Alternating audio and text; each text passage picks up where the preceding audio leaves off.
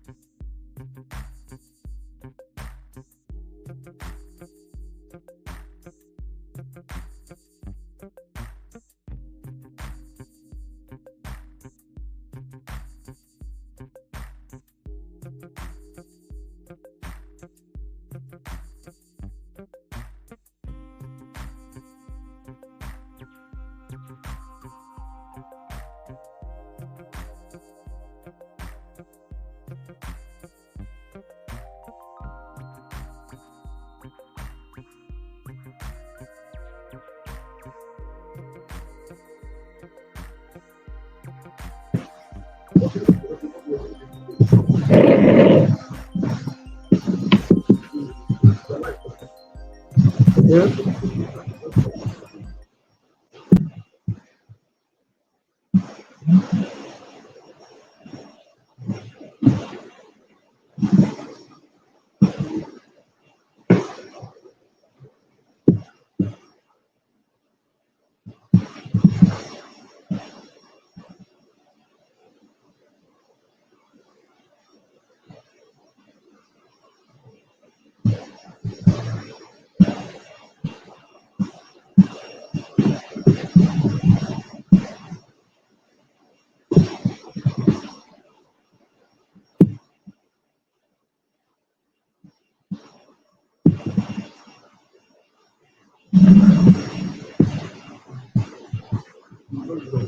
Good morning, gentlemen and ladies.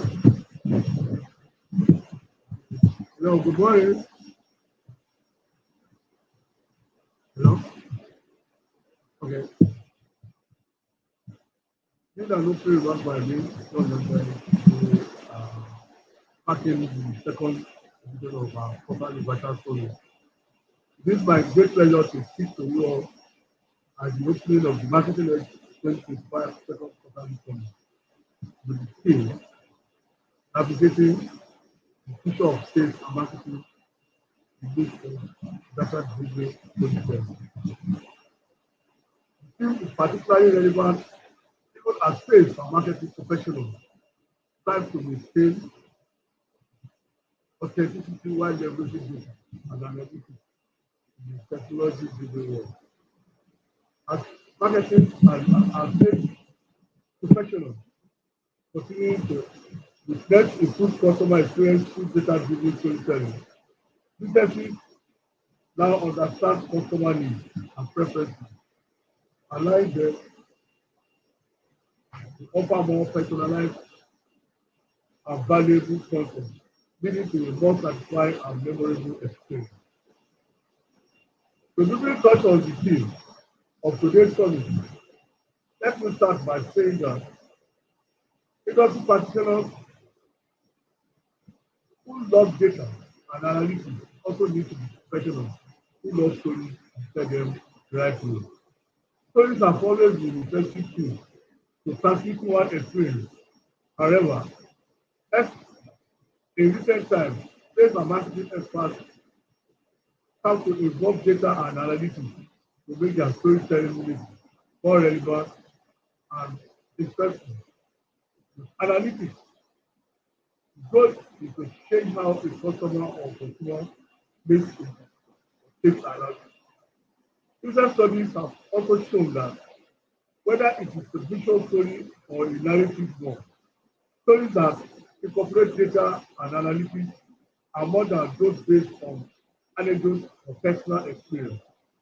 Therefore, the importance of data-driven storytelling in modern and contemporary sales and marketing ecosystem cannot emphasize as it helps businesses to create more engaging, persuasive, and effective campaigns.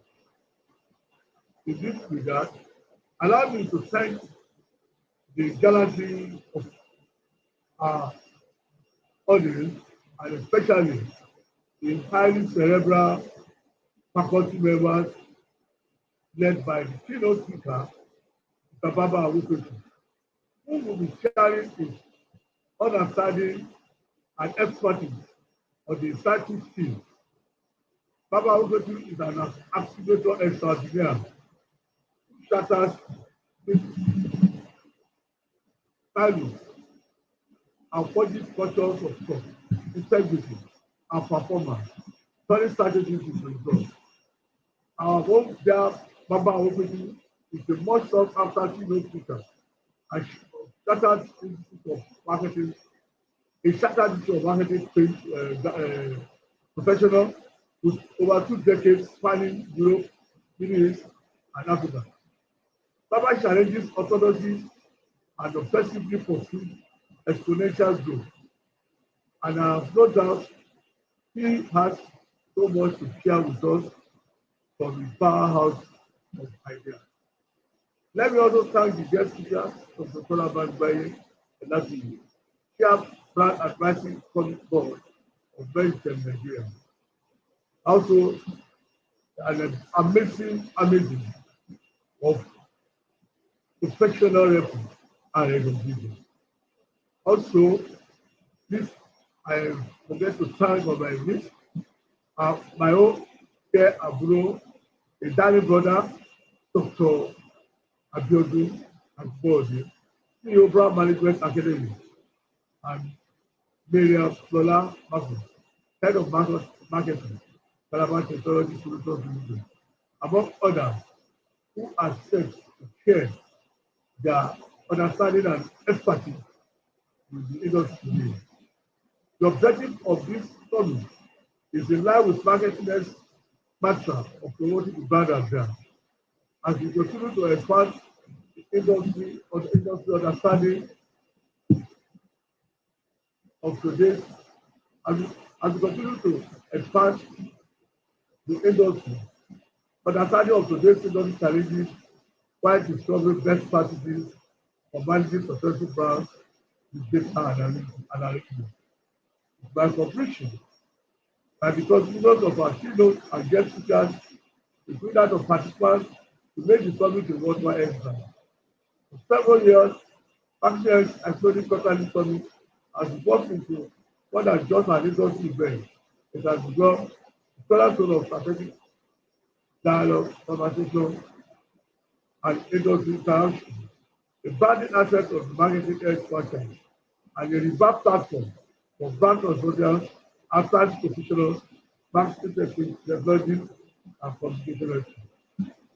This might get to that the discussions and our conversations at this summit will inform the conversation to concern further innovation and save data and synergies among the industry participants and stakeholders in the discussions of brands and businesses.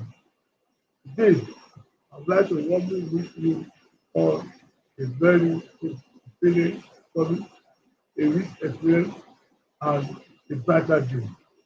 Thank you and God bless. Welcome.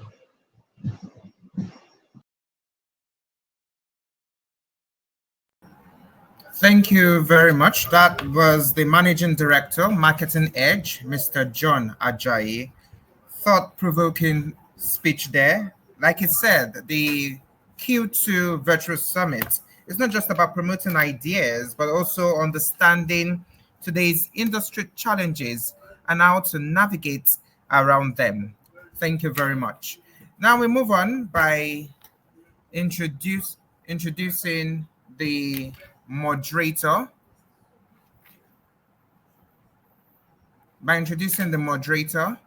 Mr. Victor Ojekana. Mr. Victor Ojekana is a leading marketing strategist with over a decade of experience driving growth for small and medium-sized enterprises. Through bold digital campaigns and innovative branding, he has helped countless businesses transform their market presence and achieve measurable success.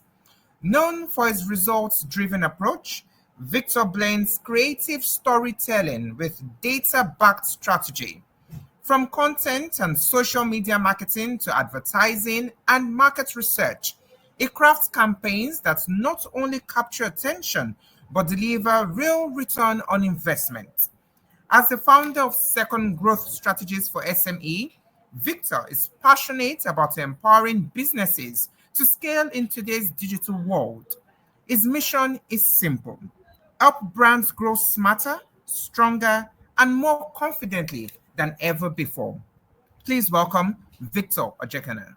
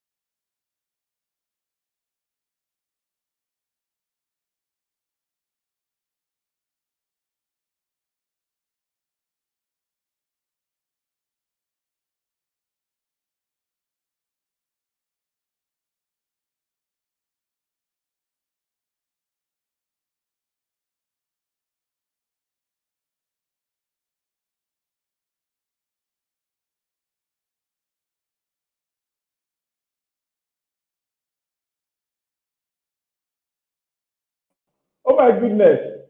I have been on mute. Oh my. Okay, this happened. This happened. Technology.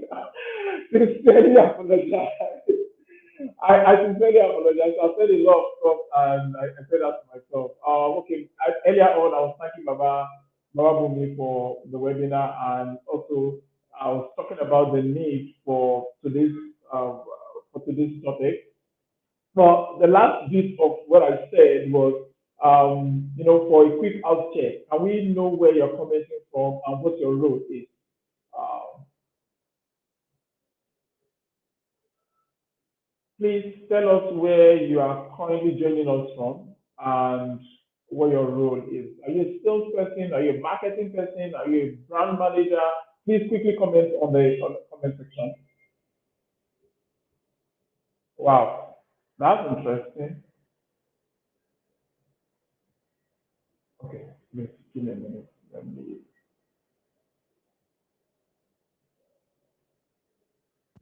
All right, let me know if you can hear me now.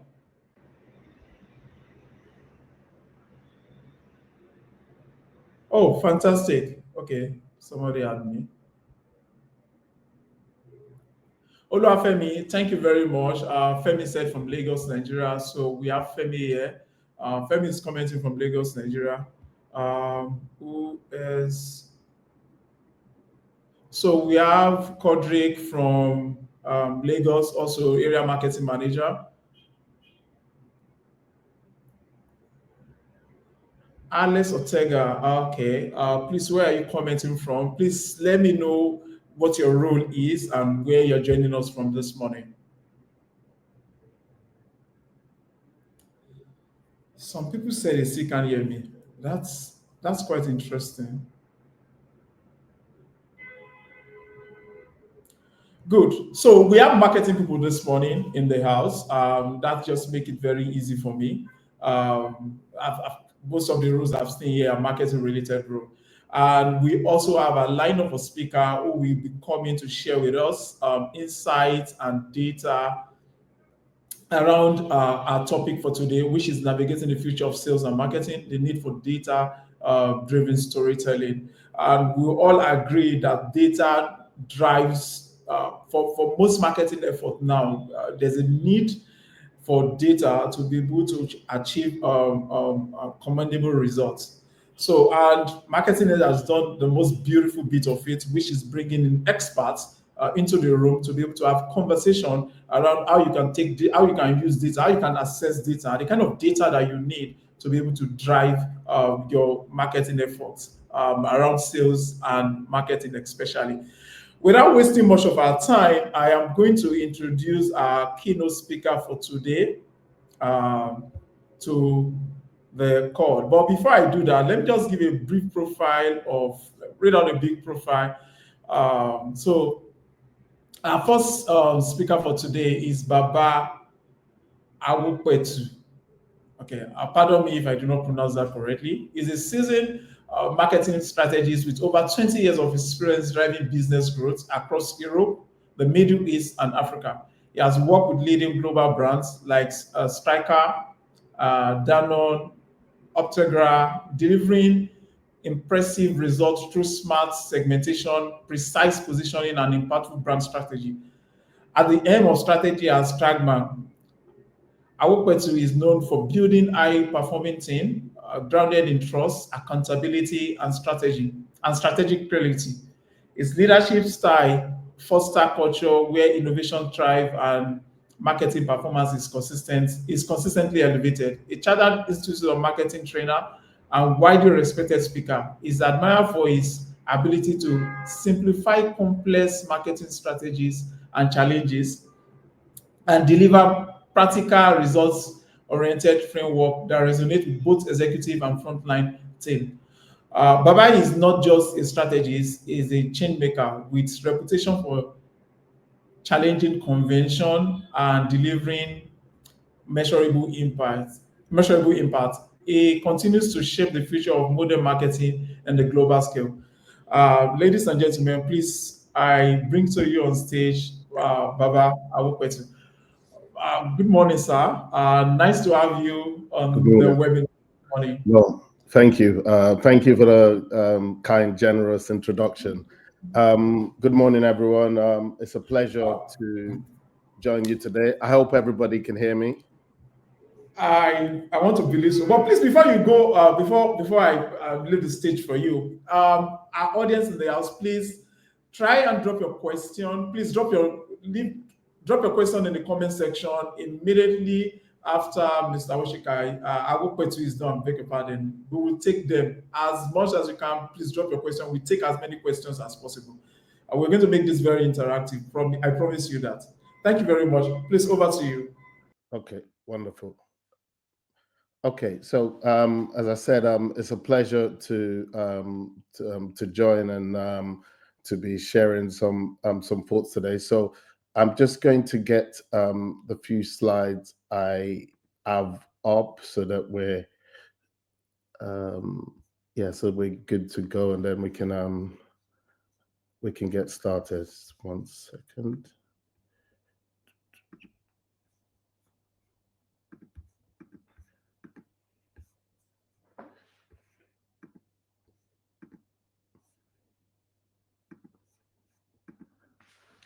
Give me 1 second. I just okay. So it's always a pleasure whenever Mr. Ajayi and Marketing Edge is given an opportunity to come and share perspectives and thoughts on marketing, like on this occasion here. Just having a bit of problem getting the slides up, but I should resolve that in a second.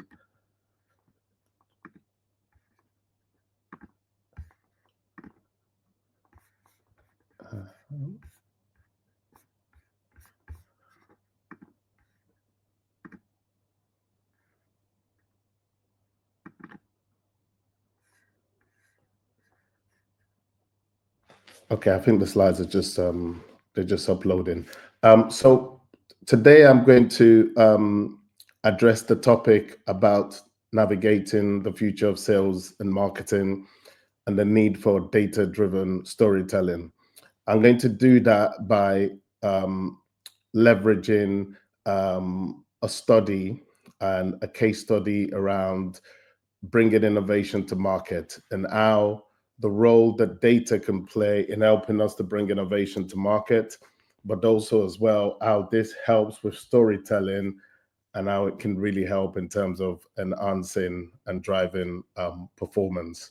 The presentation is titled Predict, Persuade, and Perform, harnessing the fusion of innovation and data-driven storytelling. So maybe I'll kick off while the slides are just loading, and then I'll put the slides up in a second.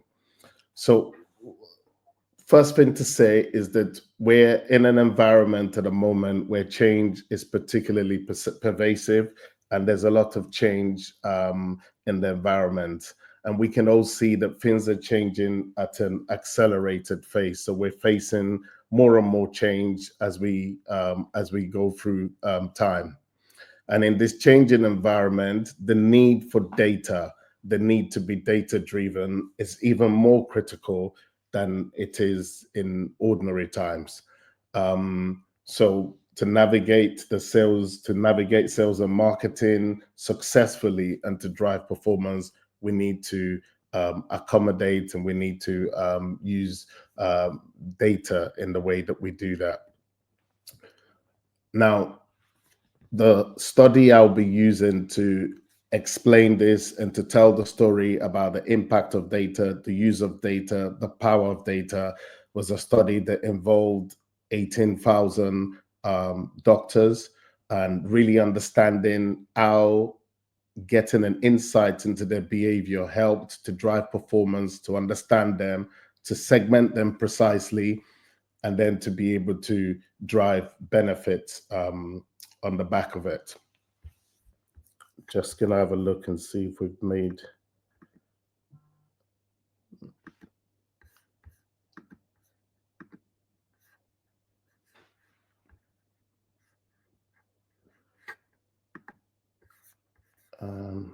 Seem to be having a problem sharing my screen.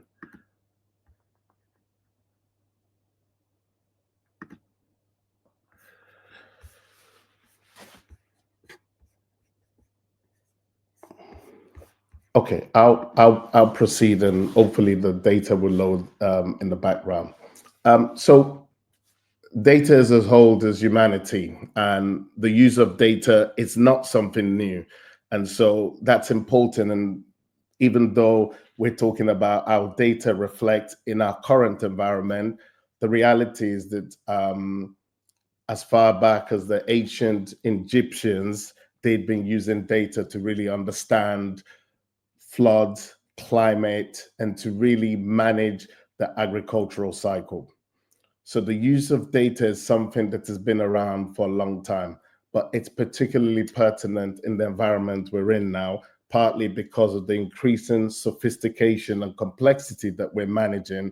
That means that we really need data in order to be able to to manage things appropriately. So before proceeding further, I'll define the terms so that we're all on the same page. So, so, so data really is, we're saying, structured or unstructured information that's systematically collected and analyzed to reveal insight, predict outcomes, and to guide decisions. So ultimately, anything that falls into that bucket really can be classified as data as long as they have the potential to reveal insight. And in many ways, storytelling then is the heart of crafting a coherent narrative designed to emotionally engage, educate, persuade, or inspire an audience. So it's really about what we do with the insight that we uncover and how we use that to try to drive change forward. So then data storytelling then is the strategic integration of these analytical insights with narrative techniques and visual design to communicate complex data clearly, compellingly, and memorably. And so really the data is the base ingredients that we're using as a building block of what we're doing and what we're trying to do. Just gonna have a look and see if I can get the slides up now.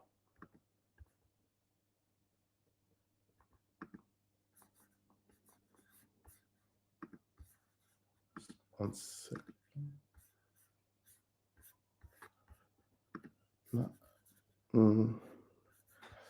I might just leave and rejoin so that I could get the slides up. If you just bear with me for a minute.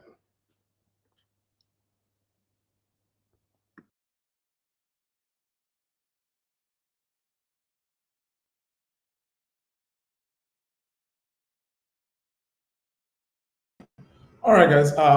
We are sorry for that break. I guess this is one thing with technology. There's always that technical glitch where none of us is prepared for, and it happens. So, why is trying to resolve that, and we hope that you join us very soon. Please, I mentioned earlier, if you have questions.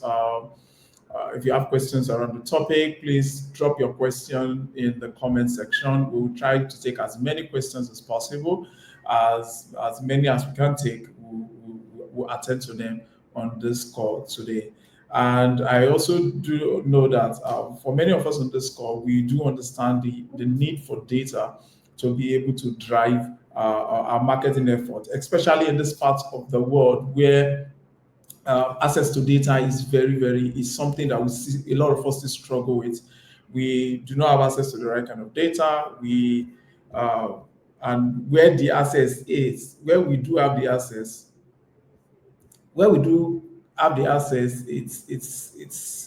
it's not more often than not, it's not very comprehensive. So I hope that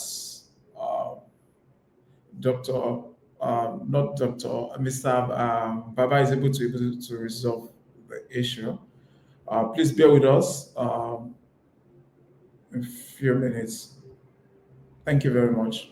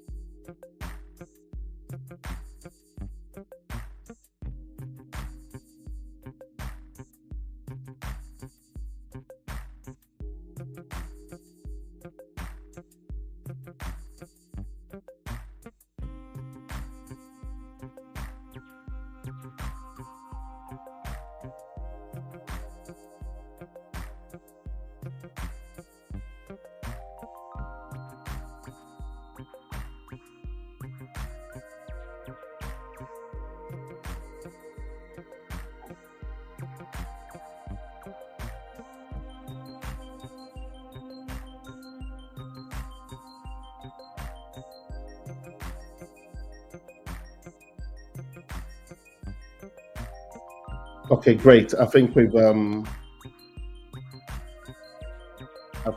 got a resolution.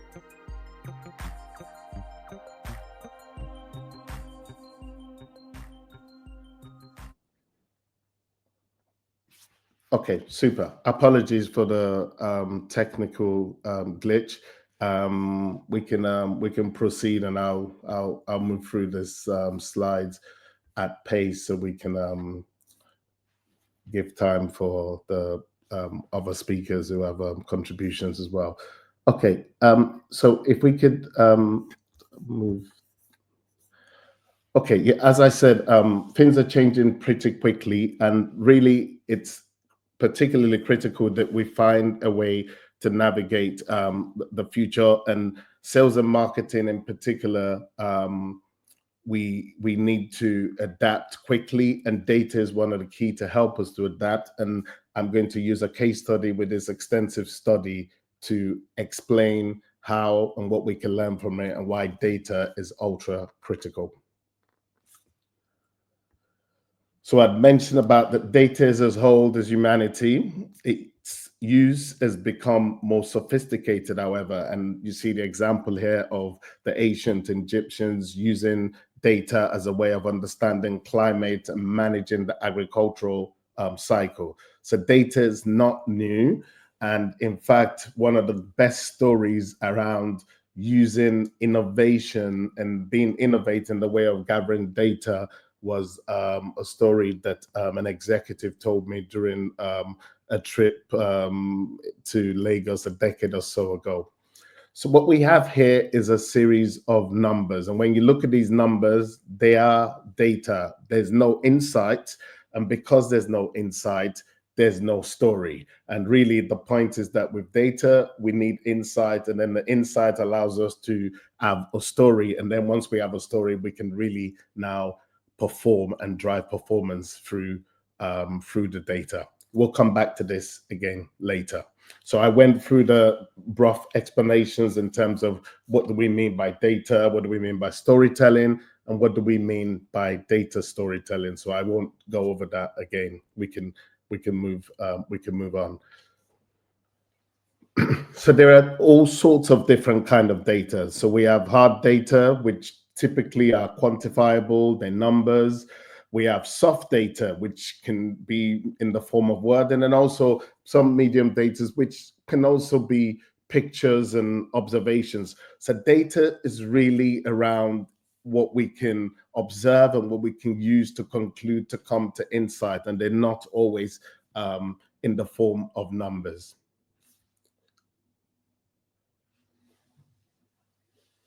So the next page here, I mean, unfortunately, this doesn't work very well as a still, as it works best as an animation. Having said that, what you can see here is that this is a physics experiment, and when the line is removed, the balls roll, and we used it to try to illustrate the concept of introducing a new product. And imagining that the one that gets to the end of the line first is the most successful, the one with the that captures the most customers at the fastest pace. And we could move on to the next slide. And when it plays out, what we find out is that there is an order to their performance. In other words, there is an optimal path. And the point here is that this is one of the things that we try to do with data, to understand what's optimal, what's best, what's the fastest route, what's the quickest way. And when we discover that, we're then able to apply it and to scale it. If we go on to the next slide, please. And what we can see here is that the pace of adoption of products vary. Once upon a time, the telephone took 75 years for 100 million users in the world, compared to the mobile phone, which took only 16 years.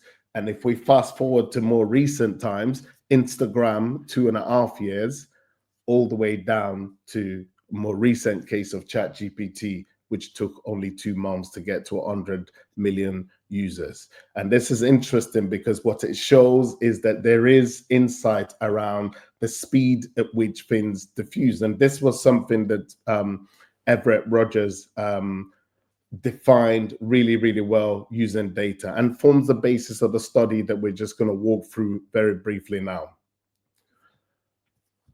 So the concept is clear, is that what he defined in data was that customers fall into particular categories: innovators, early adopters, early majority, all the way down to laggards. And there were some descriptions around these characteristics, which if we go to the next slide, what you see is that the propensity to adopt is greater with the innovators, and you tend to get resistance with the laggards. So in other words, the first people to adopt tend to be the innovators, then the early adopters, then the early majority. And when we're introducing innovations into market, this concept can be quite useful. But how do we apply it, and what data could we use to really help us to bring insight into the process? And so what we see here is that actually, in a certain context, you could see those who have adopted the product being highlighted. So you can see that there's a reasonable level of adoption. As this particular scenario, the product works its way through the life cycle. If we look at the next scenario, what we see is actually a much more deeper adoption of the product. More customers have adopted the product as it works its way through the life cycle. And then the question is, why is that? What has driven that? How can we accelerate that? And what can we learn from that? There are different kinds of products in terms of where they fall in terms of when we're introducing products to market. And particularly here, we're looking at those that fall into the area of being either a blockbuster or discontinuous innovation. In other words, that they are different and they bring excitement to the market, and they have the possibility of transforming the market, both in terms of performance, but also in terms of adoption.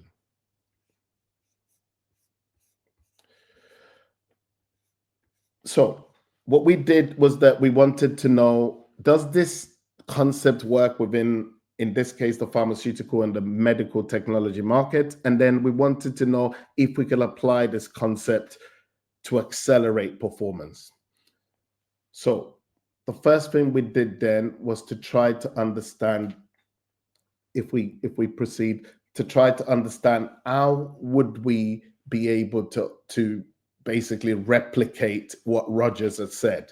If we wanted to know the innovativeness of these doctors, what could we ask? How could we profile them? Maybe we would ask them on a scale of 1 to 5 if they were how innovative they perceive themselves to be. Or we could ask them, how do they rate their level of innovativeness? Which one of the following innovative categories best describes you? Or maybe we just ask them, how innovative do you think you are? None of these questions work. And the reason none of these questions worked was because this relied on the customer's self-reflection. And of course, egos get in the way. And when the question is asked, about 25% of people say that they're an innovator. But we know from extensive study that it's only 2.5%. So how do we get to the truth? And where does data come in here to allow us to gain insight? So the question that was used to uncover this was, if a promising new product is launched in this area or that area, really specific, when would you use it? Would you use it immediately? Would you use it soon after release? Would you use it after your peers have tried it, once it's in common use, or after it becomes a standard product? And the hypothesis was that this will tell us who's the innovator, early adopter, early majority, all the way down. If we move to the next. And what we see is that actually this was what we had anticipated would happen as we played it out.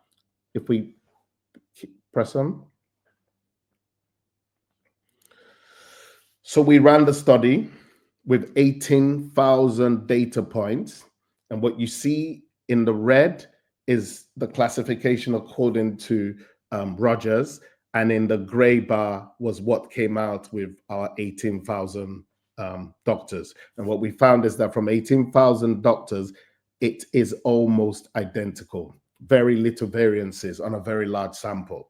So at this point, we're feeling confident that we have a question that allows us to profile our customers really well, to gain insight and understanding into what we perceive to be their innovation category.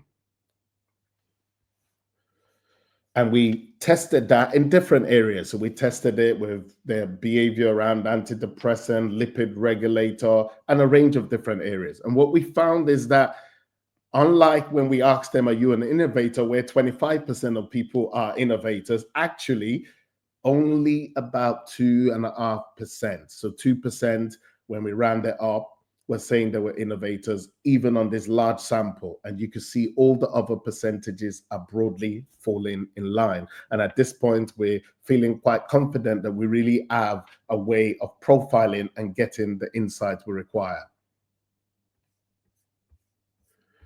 And then what we did is that we just wanted to make sure maybe people just put down and that they just innovators everywhere. So we tested to say, if someone is an innovator, if we looked at other areas where they're always innovators. And for this, if we look across, basically what this is saying is that 49% were always innovators, but sometimes 24% were early adopters, 13%, 7%. So what it simply is telling us is that this is not a I'm an innovator for everything. Actually, it depends on the context, it depends on the situation, what category and where people fit. So then we need to understand, one is that if this is true, can we test it? Can we actually use it? And if we move forward a couple of slides, we were able to cross-check it with real life prescription data. In other words, this is the category that we think they fell into. How can we demonstrate that it's true? Is it really true? And so if we go forward, what we now have is our 18,000 put into the categories. And what we then did is that we were able to look at an innovative product that was launched 2 years ago. And we wanted to understand, what does the performance look like? What does it look like for the innovators, for the early adopters, early majority, late majority, and the laggard? In other words, on a per person basis, how much of this new product were they using? And you could see that it almost behaves as we would expect.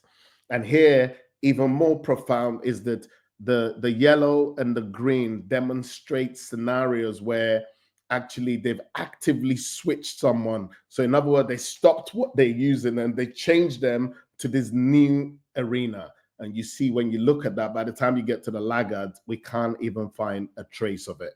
So actually what we're saying is that not only have we been able to demonstrate through analysis that there's a good match, actually when we check it in terms of behavior, there's a very good match in terms of behavior. So next slide, please. And what this is saying is that we did a ratio within that space to say, if there's a product that's been on the market for 20 years versus the one that's been on the market for 2 years, and we did a ratio. So in other words, the lower your number, the higher the penetration of the new product. And you can see again, the pattern falls exactly as we would expect.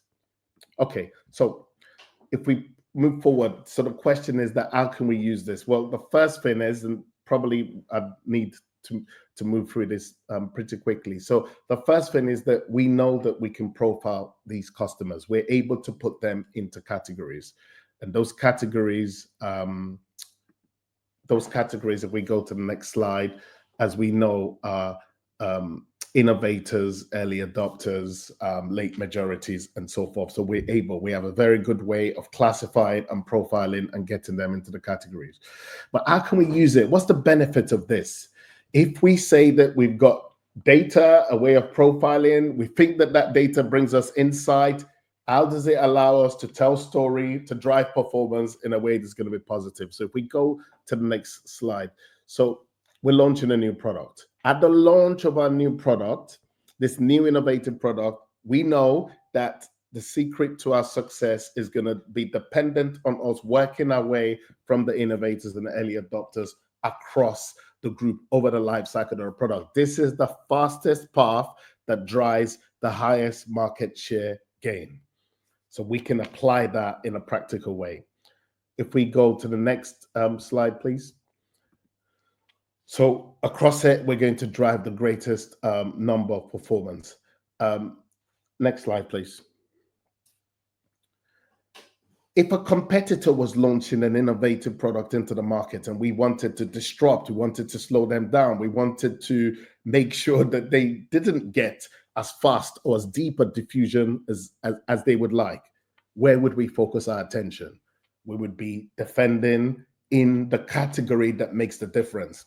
And one important point I'd like to bring our attention to here is that remember the question that uncovered our innovators and our early adopters. The innovators said they will use it immediately.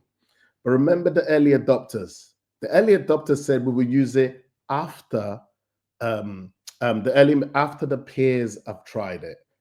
That means that if the peers don't try it, if the peers don't give the positive affirmation, then they don't use it. And then that's an opportunity there. If we go to the next use case, after this one.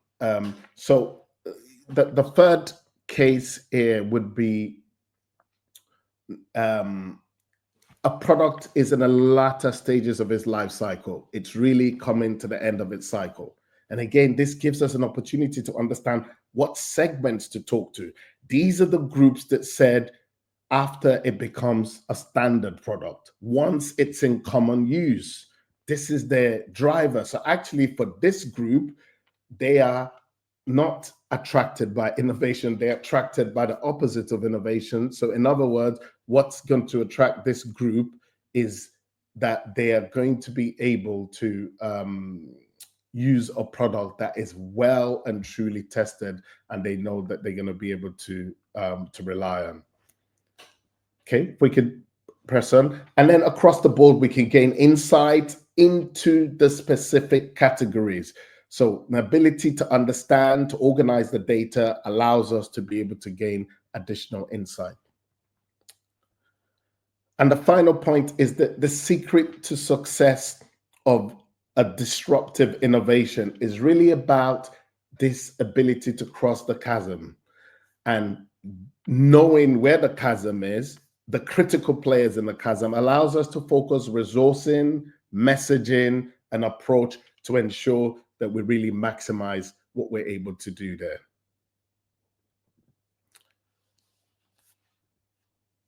Okay, we could press on. Okay, and now here, just briefly, I'll just share, this was a case study, and what this case study is showing is that this organization launched a product, and we reviewed their strategy 2 years after. What they had here was a well-defined strategy, target A, B, C, A being the most prominent, then B, then C. These were based on the potential. How much patients did they see? Could they prescribe? And across, you could see the number of calls. So, 15% of people in target A had no calls at all, and 12% had 11 to 15 calls, and so forth. And you can see the breakdown. And if you wanted to optimize this, you would say, well, probably they need to stop seeing people more than 16 times, and they need to use some of that resources to see some of the target A and B more than 0 and 1 to 2 times, for example. But if we go to the next slide, I want to demonstrate now, because of what we've discussed and what we've been able to demonstrate with data, is that we then took this data set and we said, well, actually, why don't we reclassify them? Let's give them night vision glasses for them to be able to see these customers as we see them. And so when we played that out, if we go to the next slide, what we're able to see is that we could put them into categories. So in other words, the target changes, and now we have innovators, early adopters, and early majorities, and so forth. And then what we see here is that these groups show different results. So first thing I'd like to draw your attention to is that breakthrough innovation, a blockbuster, clearly the innovators and the early adopters, from what we've studied up until now, are the most critical ones. What we find is that 48% of innovators and 46% of early adopters had received no calls at all from the sales team. Now, is this deliberate? It's not deliberate. The reason why they'd received no calls is because this organization did not have that perspective. They lacked the data, they lacked the insight. And because they lacked the data and the insight, they operated on the basis of what they could see. Had they known all of the wasted resources on late majority and laggards, remember, we'll only use the product after it becomes a standard product, once it's in common use.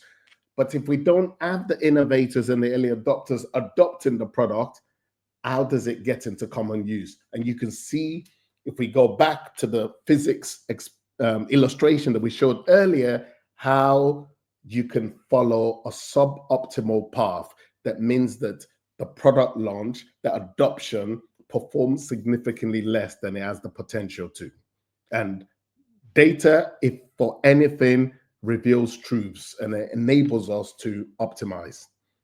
And so there are further examples here. So without data, we have no insight, and it's the foundation of insight. And whether it's around the way Netflix decides what to offer us, what to show us, what to bring to our attention, or whether it's around the way Spotify and the like put together playlists, or indeed Amazon with their algorithmic commerce, where actually not only do they try to decide and offer what they think we may be most interested in, but more interestingly, as time goes along and they understand us better, they actually can decide for us. And the concept of this algorithmic commerce really being about the fact that they have such deep understanding of us as a customer that they know what we want before we even realize it.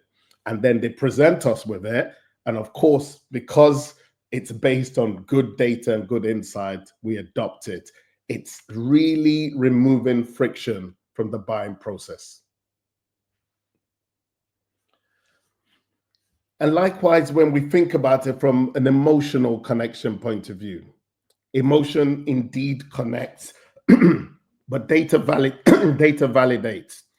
So we lead with fact, but we engage with feeling. And the story of the Real Women, Real Beauty campaign that Dove led, which was based on really good quantitative and qualitative research, but executed in a very emotional way, that was a very engaging and successful campaign.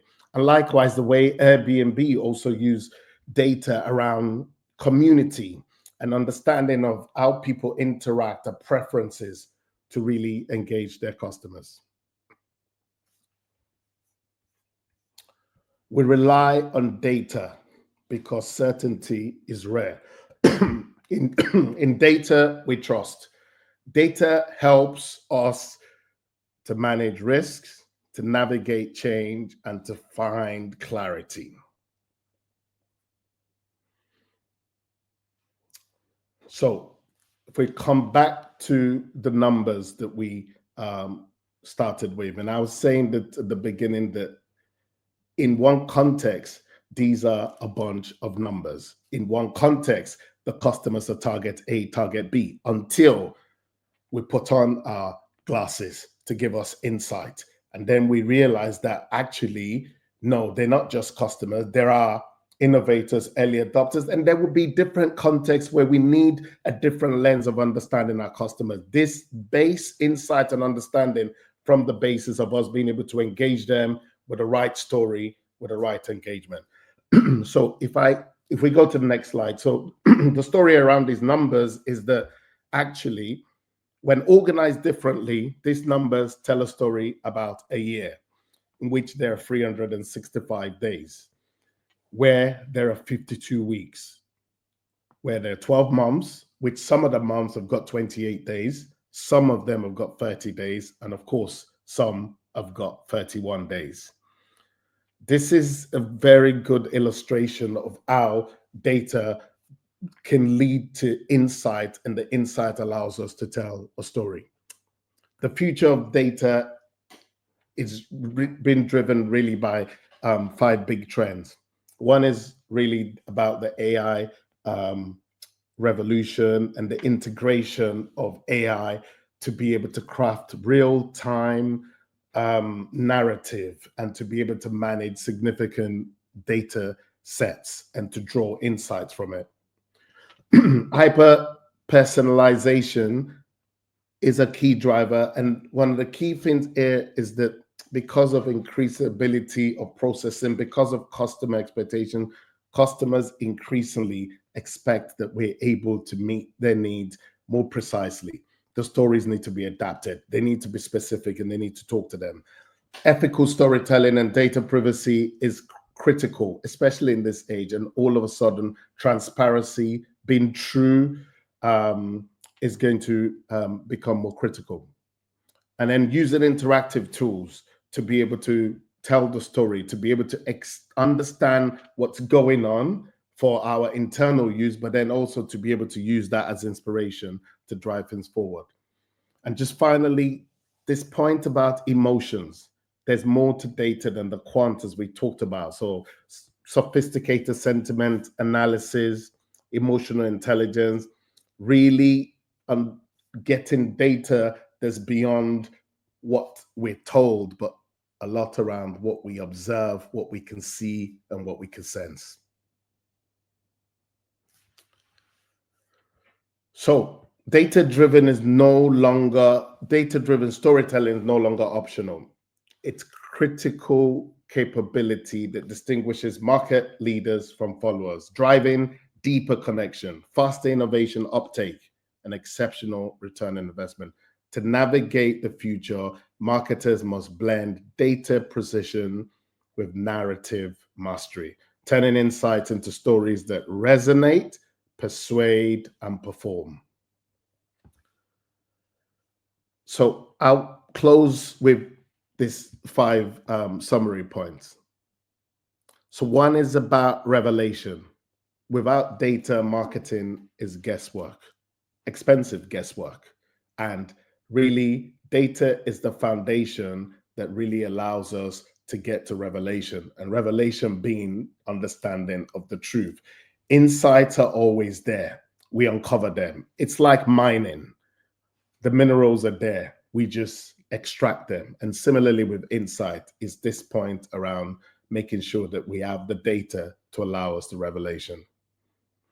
The second point is about clarity. In times of uncertainty, when change is accelerating at the pace that we all appreciate it is, data provides clarity, confidence, and control.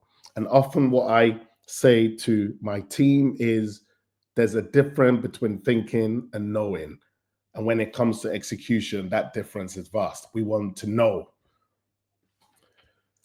Third point is around need. Data reveals customers' need before customers can even articulate them. I would add to that to say, not just before customers can articulate them, but sometimes customers cannot articulate them. They'll never be able to articulate them.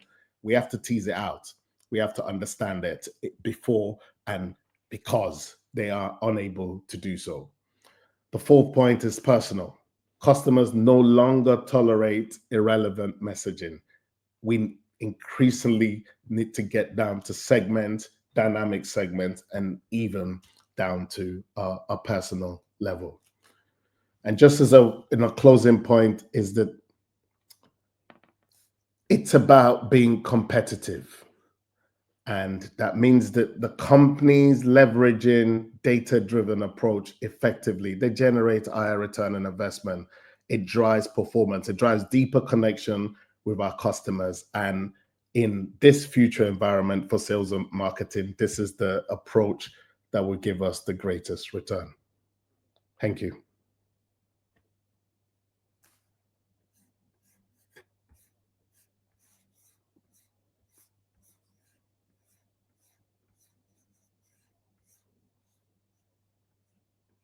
Thank you so much for that section. That was power packed. That was very, very educating.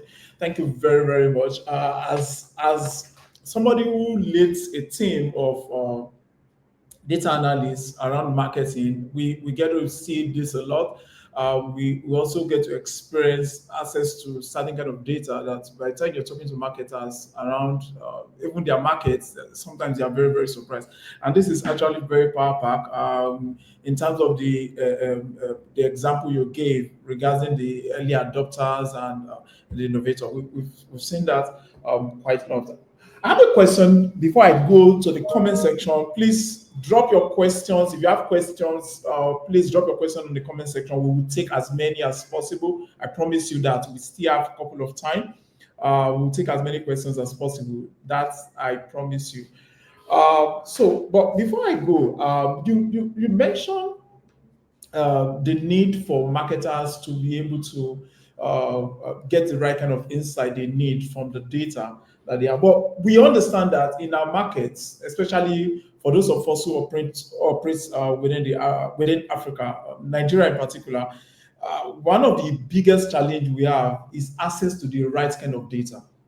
That's one of the biggest challenge that we have discovered in this market. And in some instances, where marketers have access to the data that they need, the ability to gather to get the kind of insight that is needed without becoming a data analyst. You have a lot of things you are doing already. There's so much on your table in terms of driving sales and driving the marketing efforts. Now having to sit down and having to analyze it, so much data is something again a lot of marketers are going to struggle with, because again you can spend so much time on the data, and at the end of the day your core jobs still remain the ability to drive sales, right? So I have a question. So how can marketer, especially for those of us who operate within the African ecosystem, how can we get access to the right kind of data that we need? Again, what are the kind of data that we should even be collecting in the first instance, without also collecting the data, also being aware that there's data privacy, which is becoming a thing, a major thing in Nigeria and in Africa by and by. So how can marketer operating in Africa have access to the right kind of data that is needed? Yeah, no, I think it's a great question, and I think it's a fair question. It reminds me, in many ways. First thing I would say is that I remember an old friend of mine once said to me that, look, I can't remember the context, but he was saying to me that whenever a man wakes up, that's his morning. And in many ways, I think that what we have to remember here, this is about a journey, right? It's about a journey. It's about moving forward from where we are, wherever that starting point is. That's the first point. The other thing I would say is that you are right in the sense that obviously maybe some of what I've shared sounds like this elaborate, sophisticated data gathering and analytics. But I think in many ways, sometimes the most important point there is the eye of the marketer to understand and to be able to develop good hypotheses, to be able to see what could be, and for that to inspire what data they may need. And to that point, some of you may know ID Enang. I remember about must be a good 15 years ago now, I had an exchange with him on marketing, and he told me a story about how he solved some issues around understanding market share in the market where there was no access to data, and I presume even less so in the days that he was referring to. And what he had explained to me was that they really tried to understand how could they understand what was happening with the share. And what they did is that they paid a sample of nightclubs for people to collect the tops of the bottles that were being opened, and they used that sample that was collected on a weekly basis to be able to understand what was happening with market share. I suppose what I'm saying, which is maybe a little bit contradictory of some of what I've shared, is that the most important part around this is not the data, it's the eyes of the marketer. It's the hypothesis, it's the insight, it's the understanding that the marketer has. And then maybe it's not possible to get the most elaborate data set, but if we have the right hypothesis, we can always use proxies.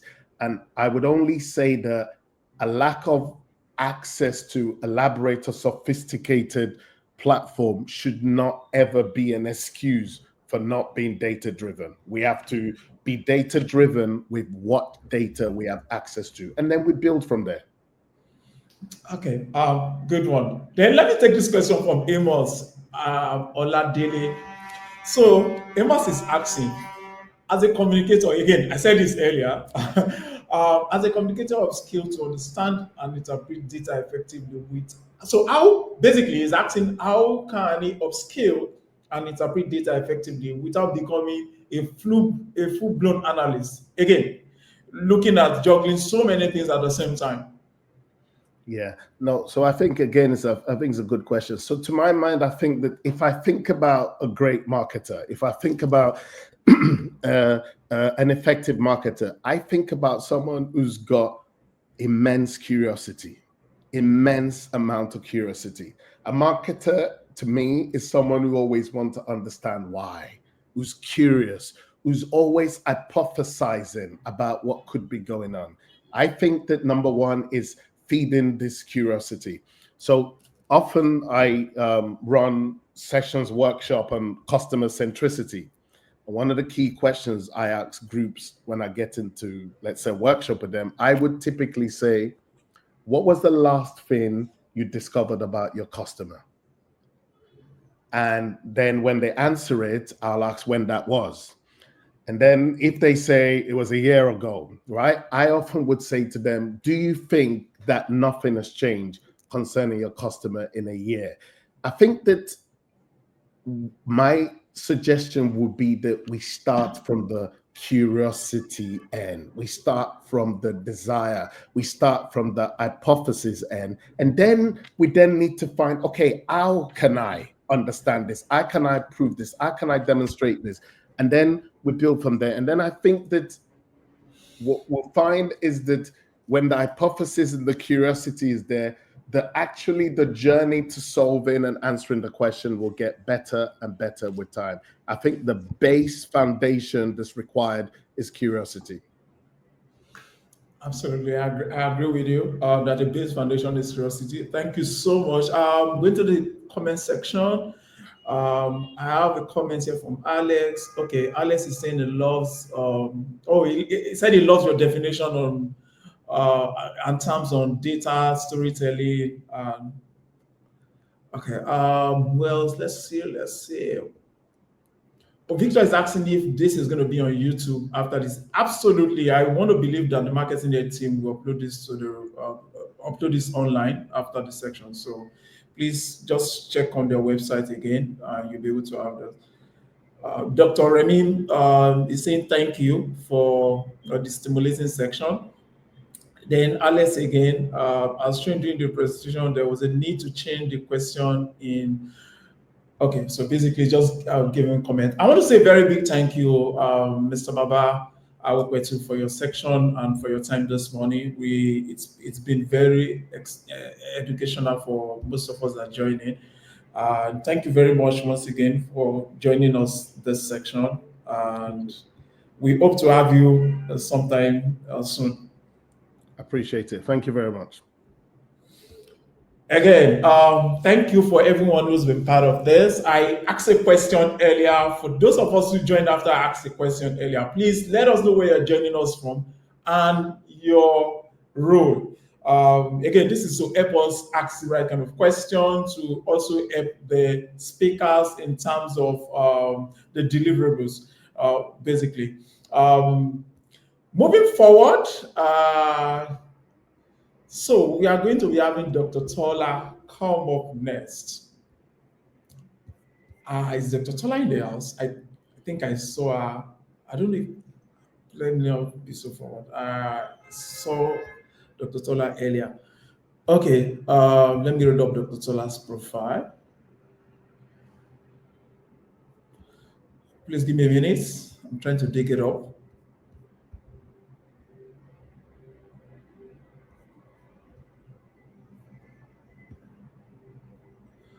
Okay. All right. Dr. Yeah, she's in the house. Thank you. Okay, so Dr. Omotola is a seasoned commercial and strategic planning business leader with significant experience of over 20 years in fast-moving consumer goods sector across Middle East markets, East and West Africa, working in highly matrix structure in leading organization with full P&L responsibility.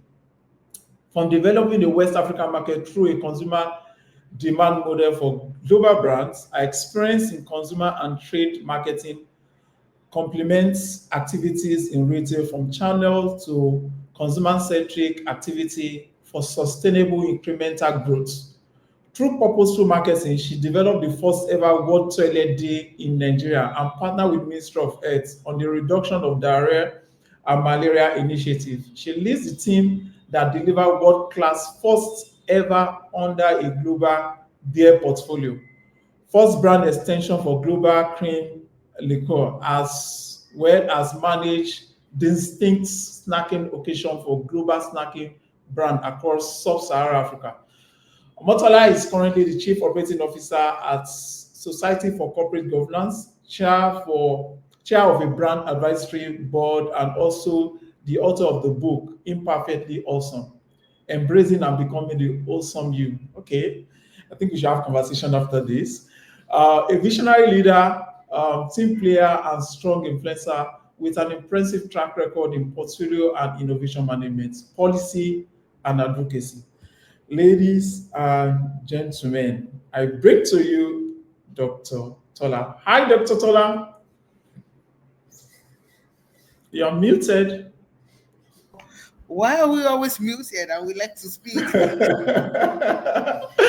guess it's a technological thing. It's the technology, right? It beats us to it Absolutely. all the time. But I don't know why. Why does technology do that to us? Hi, Dr. Tola. Thank you so much for joining us this morning. It's nice having you, and we're really looking forward to your section. Thank you so much. So, I think it's a privilege presenting right after the keynote speaker. Mr. Awopetu did a good job. And, I just was listening in to all his conversations. You know what I'm doing? I'm using this time to try and upload because I saw what. oh, okay. So am I going to share screen? I guess share screen. Let me try Yes, that. let me know if you've been able to upload it. You can just have the floor. Otherwise, our technical guys in house can help you. Well, let me try. Okay, Let's that would be try. fantastic. Let's try.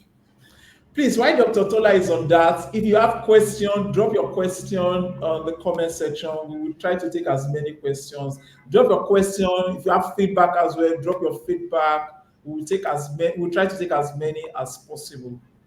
Let me know what you can see, right? Let me know if you can see my presentation. Okay, so is your presentation up? Well, I'm sharing. No. It says stop sharing. Please hold on. No, What hold can on. I need to what can you see at your end? let's remove the first one from the studio. And are you sharing now? Yes. It says StreamYard is sharing a window, which is what I can see. I can only see my slides in front of me. Oh yeah, okay. Hold on. First, if you could confirm at your end, it would be great. Please hold on. Let me see. Okay. Oh yeah, I've seen it. Okay. Is it on Yeah. slideshow? Yeah, it's on slide now. This should be you. Well, navigating the future of sales and marketing, the need for data-driven storytelling. That's the title. It's a Yes, but I think you are sharing your entire page. You're not sharing the particular screen. So I'm going to see what you're seeing. I don't know what you're seeing. So, come on. You can't do this to me. Let me try. No, you actually had it up, but you're sharing I think you're sharing the wrong.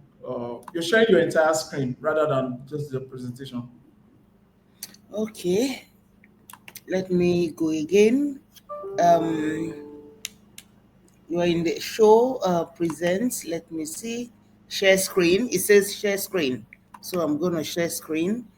Sharing screen is easiest with 2 monitors. Some sharing screen works best on a good computer. And let's see. Share screen. I'm sharing screen again. Window, entire screen. Do I share my entire screen? I think if it's possible for you to share just the presentation, that would be great, rather than share your entire screen. Because that was what you did before. You were What sharing your could you entire see screen. when I was sharing my entire screen? What could you see? We could see your entire screen. Which was what? The window, your entire window. The StreamYard window, Absolutely, yeah. That's what we could see. Chrome tab. But I don't even see the Chrome tab here. Select a tab to share. I don't see my PowerPoint as a tab to share. That is the problem. Is it open on your Yes, it is. Yes, it is. Yes, it is.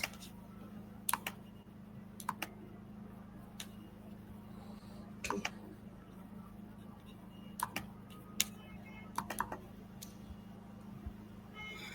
Oh, sugar. You know, when Mr. Awopetu was struggling with this thing in my mind, I'm like, it shouldn't be so difficult to share. absolutely. Okay. You know, and then I was like, it shouldn't be so difficult to share. Can't you see the share, the present screen? Well, I can Okay, see it. maybe what other speakers should do is try to upload your I've slide. actually sent my slide to Do Aneti. you that's what I'm asking. Do you want somebody? Do you want one of the technical team internally to share I already now? don't Because mind. I don't. they actually have it. Okay, great. I don't They mind have if they it. can. That would be Oh great. yeah, they have your slide up. Yes, they do because I'd already shared it. No, your slide is up now. Oh wow, So this is Lola oh, Marcos. sorry. This is not mine. This is Lola Marcos. I sent it to Aneti. If it could help, that would be great.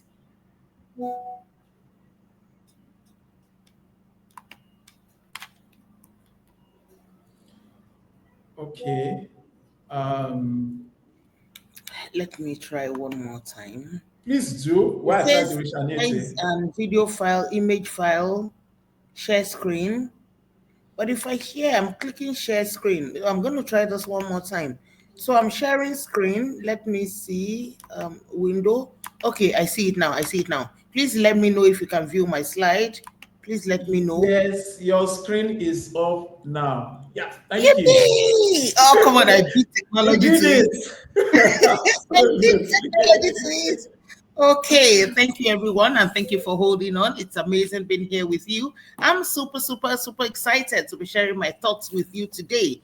And I can't see anyone, I can only see my slides in front of me. So I'm going to rely on the moderator to assist me if there are questions or any observations, or you would like me to pause at any point in time.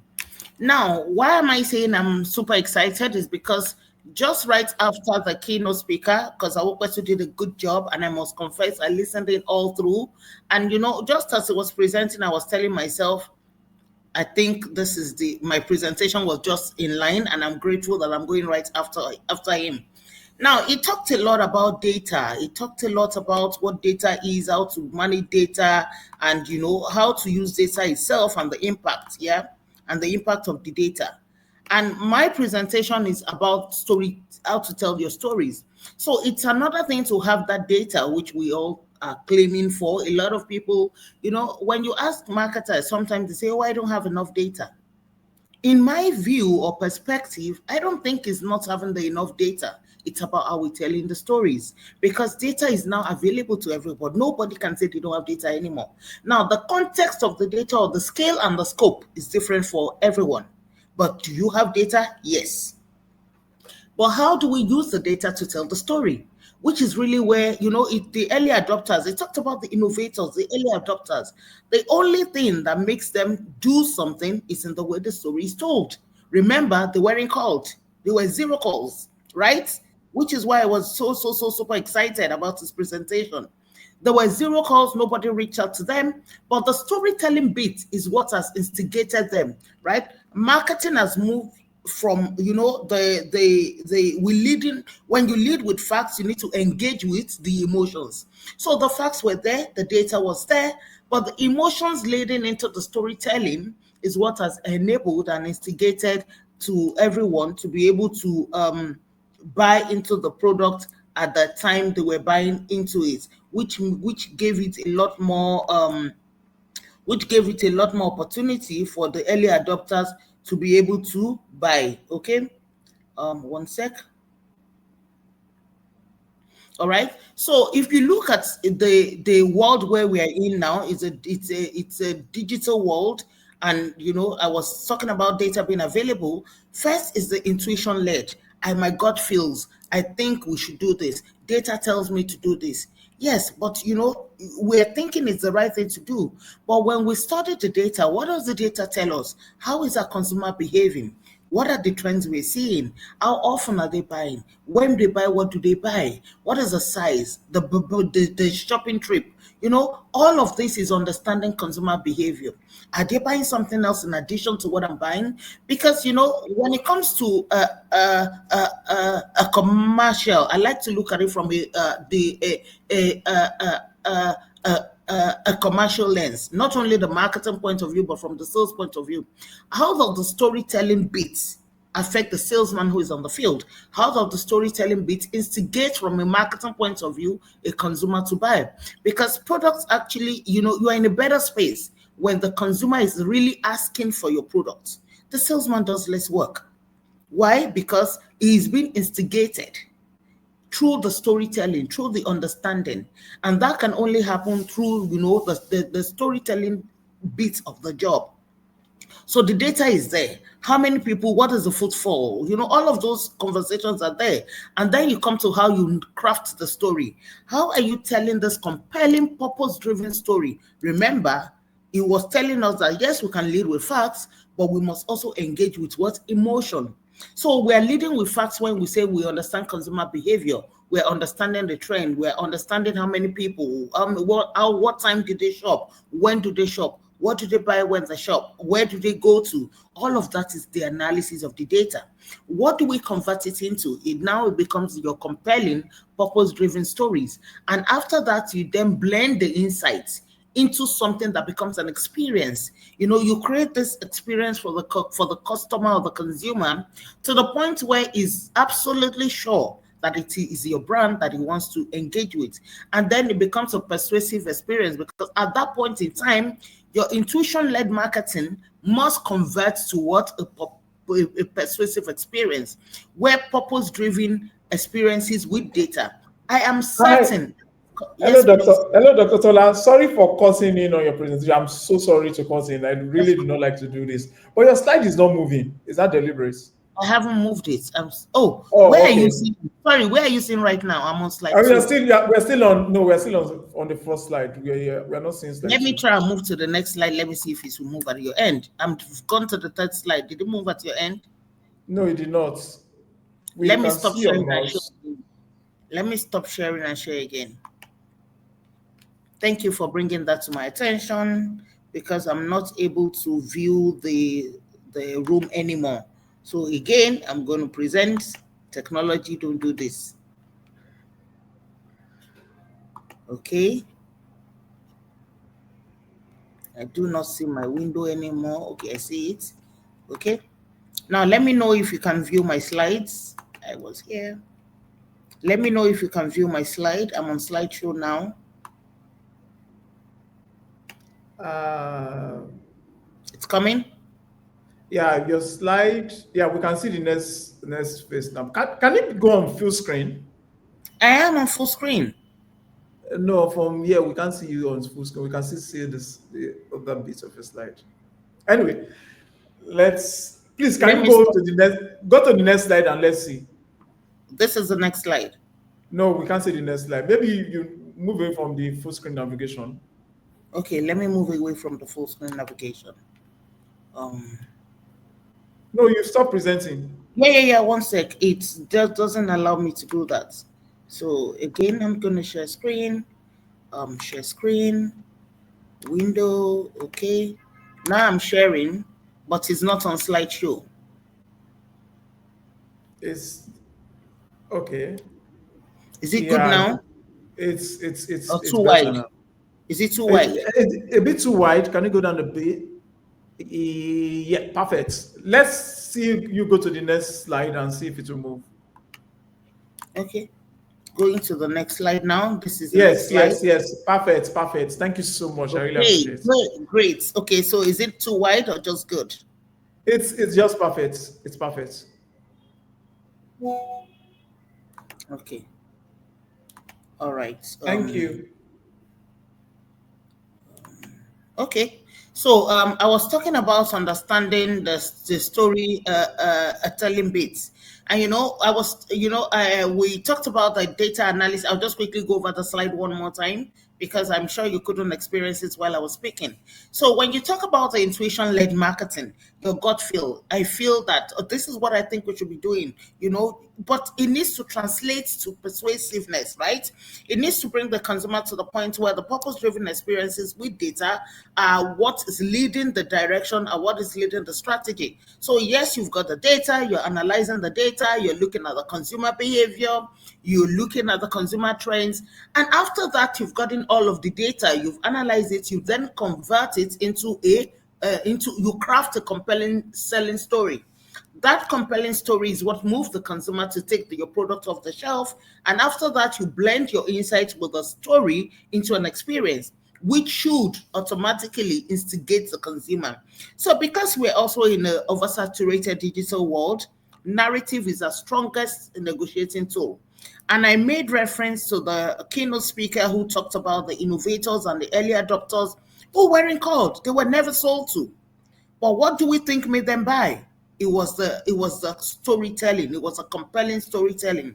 So in today's world, the future belongs to brands and companies that can merge their data with storytelling, because we've got to fuel compelling purpose-driven experiences. So the journey, if you look at the customer journey and what are these, purpose-driven experiences will get there. If you look at the customer journey, it starts with this awareness. After that, it talks about all of the things it's going to experience before it then finally makes you its choice.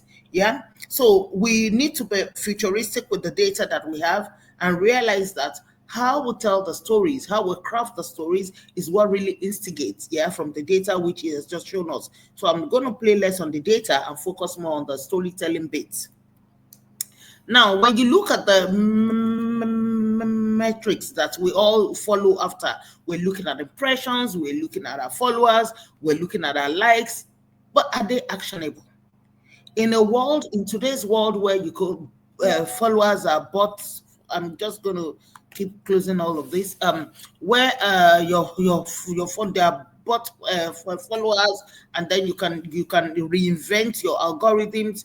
But we're looking if the value metrics we're really looking after, because your metrics will be there, your likes will be there. If it's a good photograph, the likes will be there. You're going to get them. The impressions are going to be there. You're going to get them as well. But how are we making sure that these value metrics become instrumental? You are looking at the customer lifetime value. You are looking at knowing the total revenue, because when you have that data, you can then say this customer comes to the store at this particular point in time. Over the period of this given month, this customer has shopped X and might be shopping Y, because that data exists.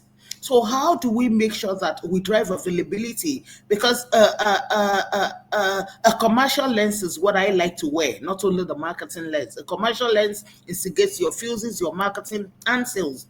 So when you know that data exists, you are more likely to say, look, we need to ensure that there's availability in this store. Because when this customer comes, this customer not only shops X, this customer also shops Y. And the increment in Y is because the Y is available. In situations where product Y was not available, the customer only shopped X, but we lost income on Y. And then, of course, you can look at your conversion rates. How content is turning into viewers, how many what is your click-through rate, how many people saw your content, and because of that, moved to your website. You need to turn your viewers. You give compelling stories, compelling videos. Your content is top-notch. Your photographs, excellent. But when they finish looking at it, experiencing the video, enjoying the video, what do? Do they click to buy? Does that instigate them to go to your website? What is your click-through rate? And then you also look at the level of engagement, which is analyzing audience interaction with a specific content. because data exists and you can realize that, look, geographically, I think we're doing great here. This is the age band of the people who view us. Then you can further engage by segment. And then you look at the costing, you look at the acquisition rate. What is the cost of acquiring this customer that we're trying to acquire? What is the cost? Because in today's world, the digital space is plug and play. You have the soul right lives with you to be able to pull the plug when you see that things don't work. You can literally pull that plug. Yeah. So hence, what is the cost to acquire that customer? Can we focus more energies on where the returns are come through? So all of these are more metrics that we can look at other than the likes and the impressions, and the storytelling bit of it helps us to be able to analyze all of these things. I'll just plug in my power.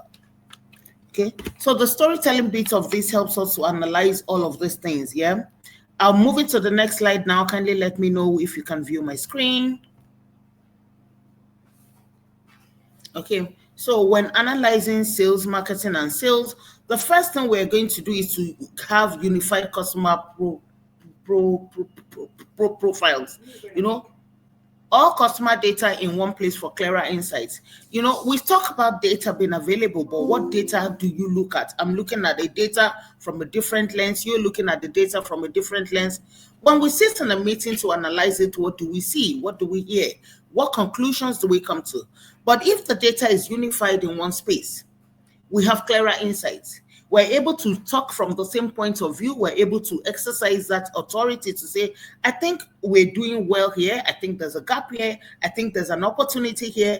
Why? Because the data is unified. The data is put together for clearer insights into one place.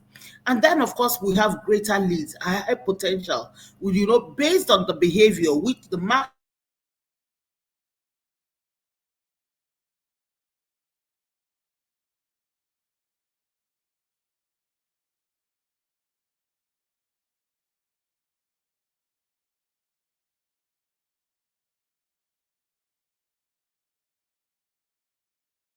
Okay, I think technology has done this thing again. We lost Dr. Tola there.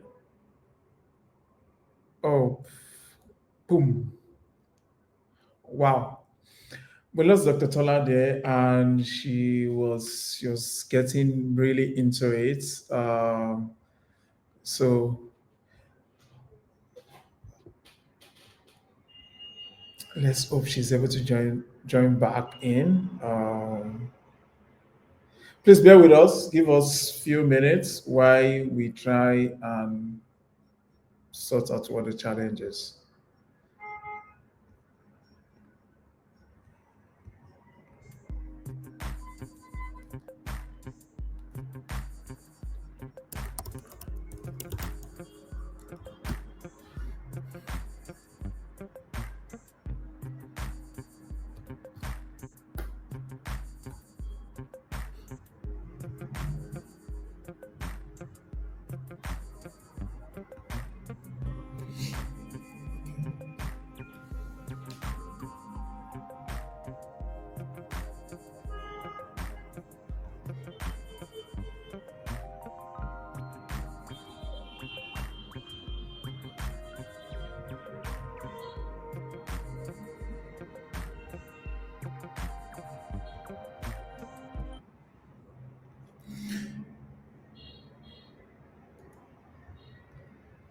Hi, good afternoon, good morning. It's still morning.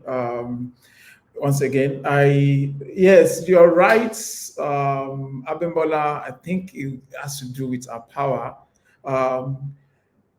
Do we agree that Dr. Tola should come back and probably start a section afresh why we bring up Lola Marcos? Lola is also in the house. Please, if you're in agreement with me, let me see your hands up. Drop a comment in the comment section below, because I want a section.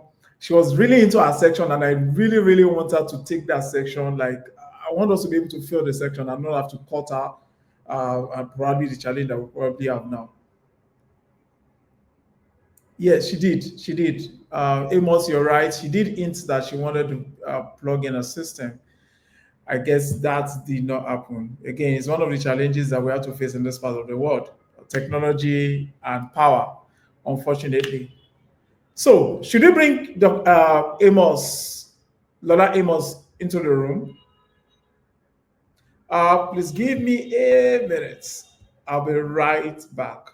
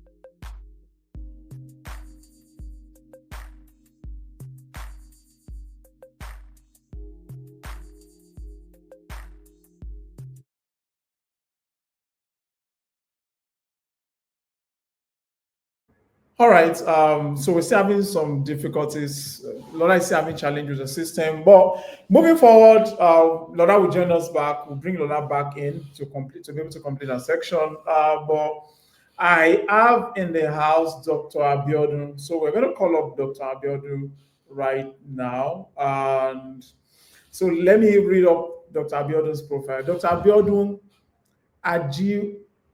Ajiborode. I'm sorry. I am so sorry if I pronounce the name wrongly. So let me just stick to Dr. Abiodun. Dr. Abiodun is a veteran business leader and marketing strategist with nearly 30 years of experience across top companies like Coca-Cola Nigeria, AB InBev, and Monument Distillers. His experience span strategic marketing, sales leadership, and talent development. He holds a doctorate in business administration alongside degrees from Swiss Business School, Lagos Business School, and Ambrose Ali University. Oh, nice. A chartered marketer in both the UK and Nigeria, Dr. Abiodun has trained at Harvard, Kellogg's, and Cornell. Now CEO of the Brand Management Academy, is a sought-after consultant and speaker known for turning strategy into insights and shaping the next generation of African business leader.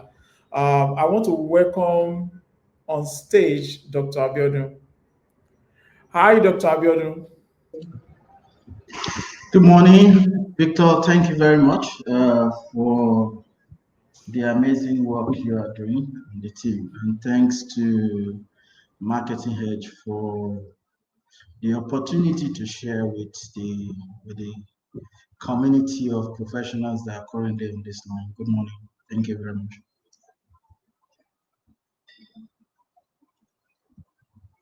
Can you hear me? Victor, your hand, is it me? Am I the problem?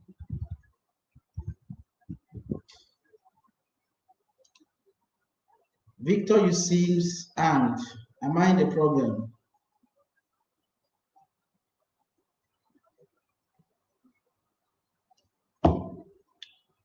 Okay, now technology, I guess.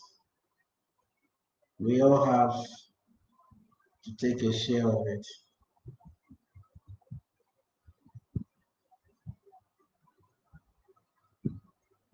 Okay, I guess it's Victor.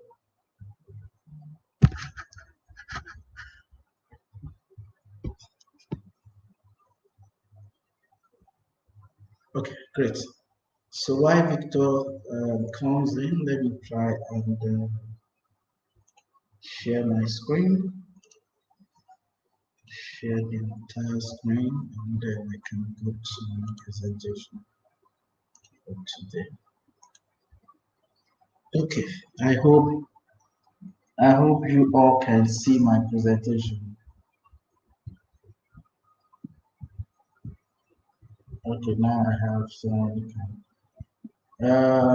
Please let me check if the presentation is on full screen. Okay, good. Good morning, everyone. While we wait for Victor to join, Hi. okay, Victor, you're back. Yes, technology. Yes, I'm sorry. every one of us have a bit of it today. I am so sorry about that. Okay, your presentation is not up. I have you uploaded? It's not up. No, no, I can't see it. Okay.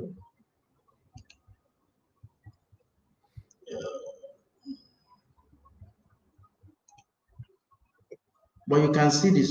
You can see now. What are you saying now, Victor?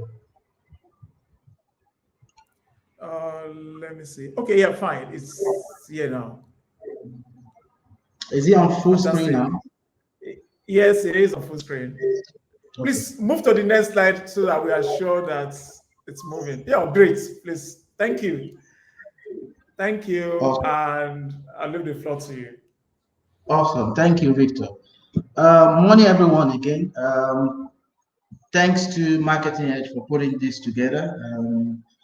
And thanks for you all for joining, because it would have been very disastrous having a stage and nobody is within the audience. So very challenging speaking after Baba and Dr. Tola was on a steroid before technology. I think maybe the power did what happened. So maybe that still gave me a bit of time or a bit of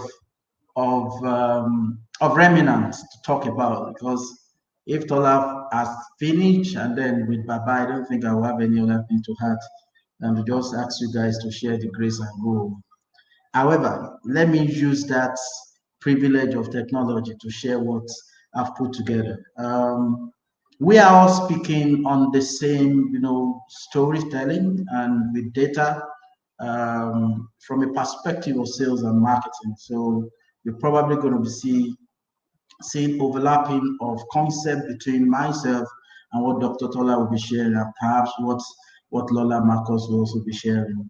I just want you to take what you think is different in all of us and utilize it in your day-to-day engagement with your brand and your consumers. So I'll be speaking about data usage in sales and marketing. A bit of it has been said, and I'm going to jump this.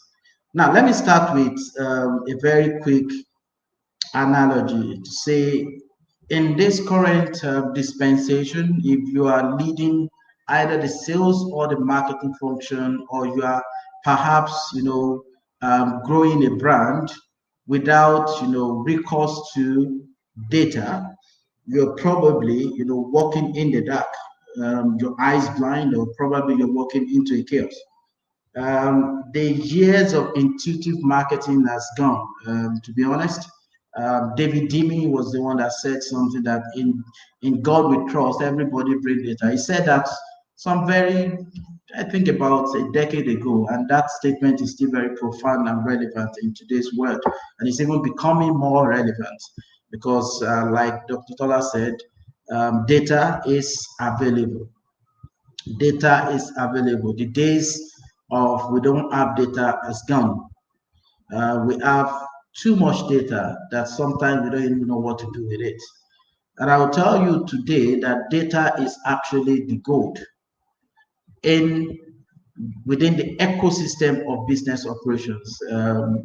Every function, HR, production, even security, everybody deals with data.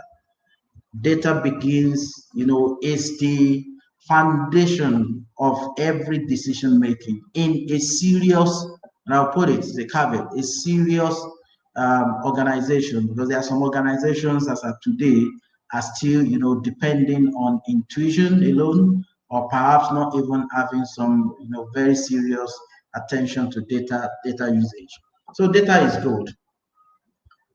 So if they say consumer is king, I would say data is queen.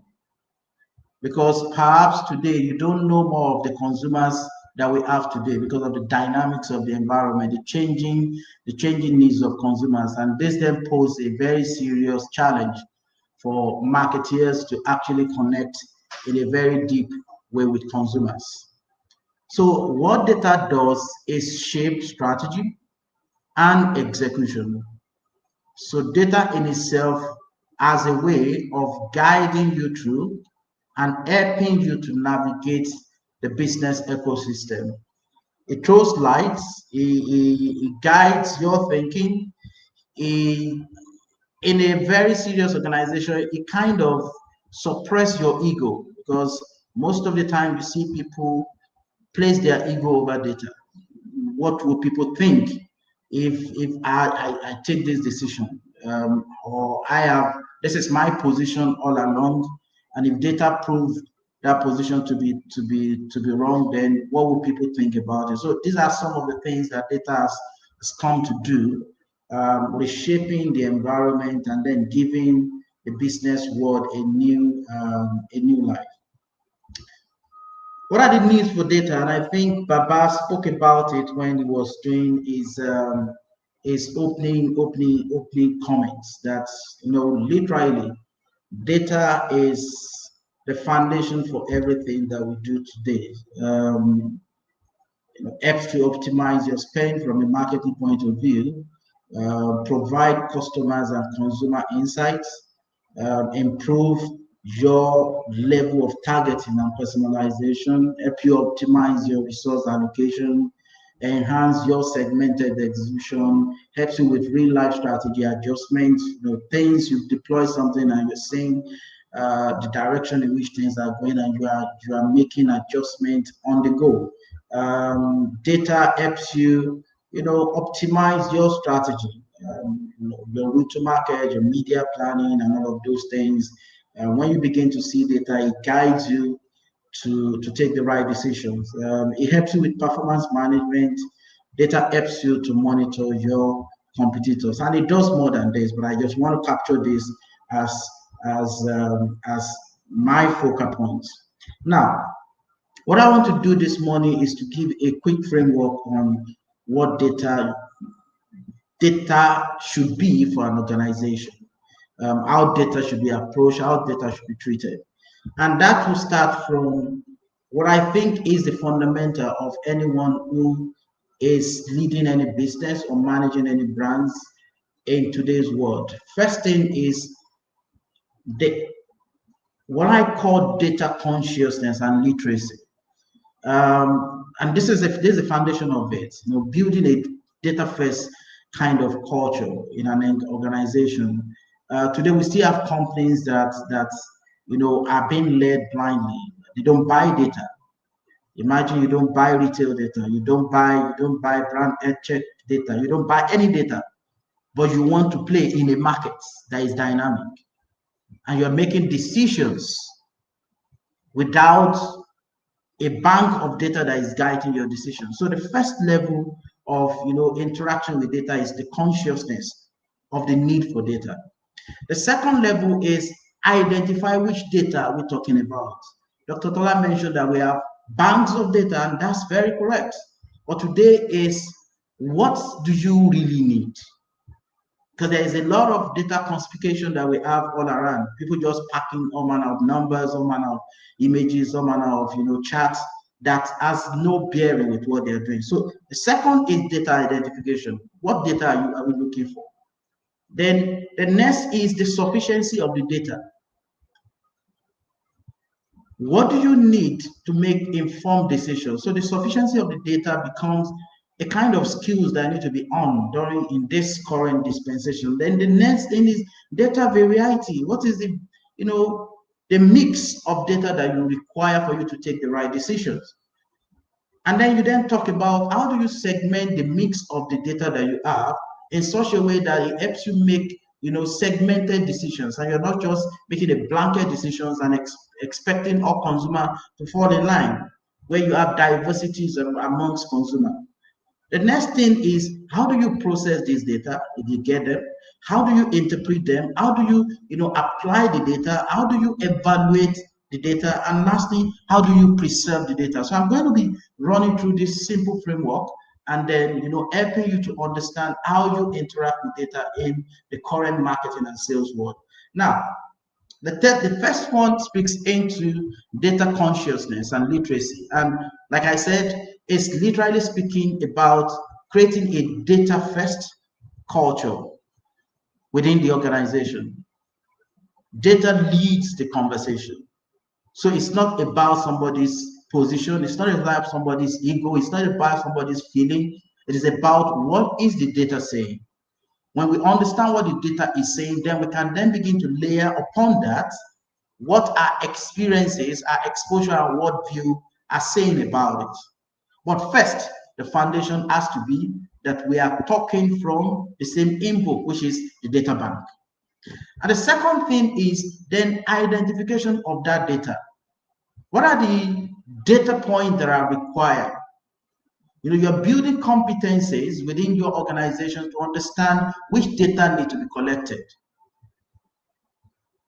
Because today I see forms that, whether digital form or physical forms, that people just throw around. They ask you to fill some forms and just ask, what do you need all this thing for?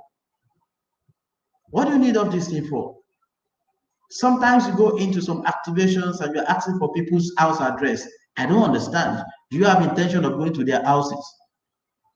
So the question is, what data is relevant per time? What data is required for the type of decision you want to make, so that you can collect the data and save the consumer some time? Because if somebody like me, if you begin to ask me some very useless question, I will drop your phone. Consumer today, their attention span has reduced significantly, that you want to get straight to the point and get what you need from them as quick as possible. So identifying which data is required becomes very, very critical. For instance, if you're in sales, you can't succeed without understanding the retail universe. You need to understand what is the depth and breadth of the retail, consumers that you have. How are those retail segmented? Some people are super, some people are supermarkets, some people are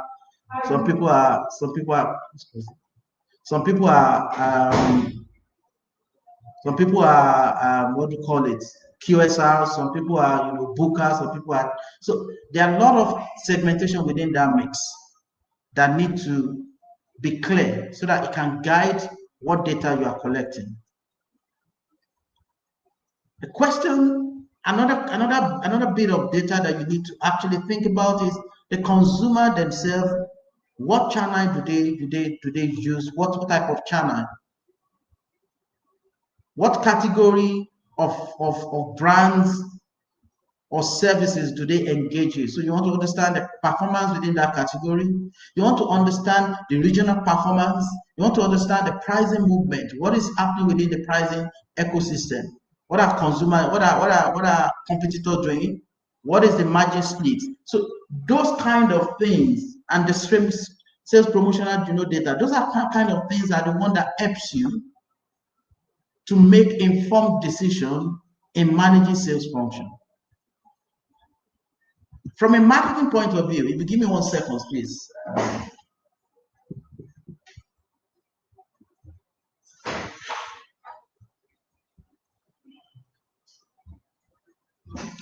Sorry about that. Sometimes movement can distort your thinking, so I need to shut my door. So from a marketing point of view, you want to understand consumer description. For instance, when you use ethnographic to actually expand your knowledge about consumer, like their lifestyle, their belief systems, and all of those things.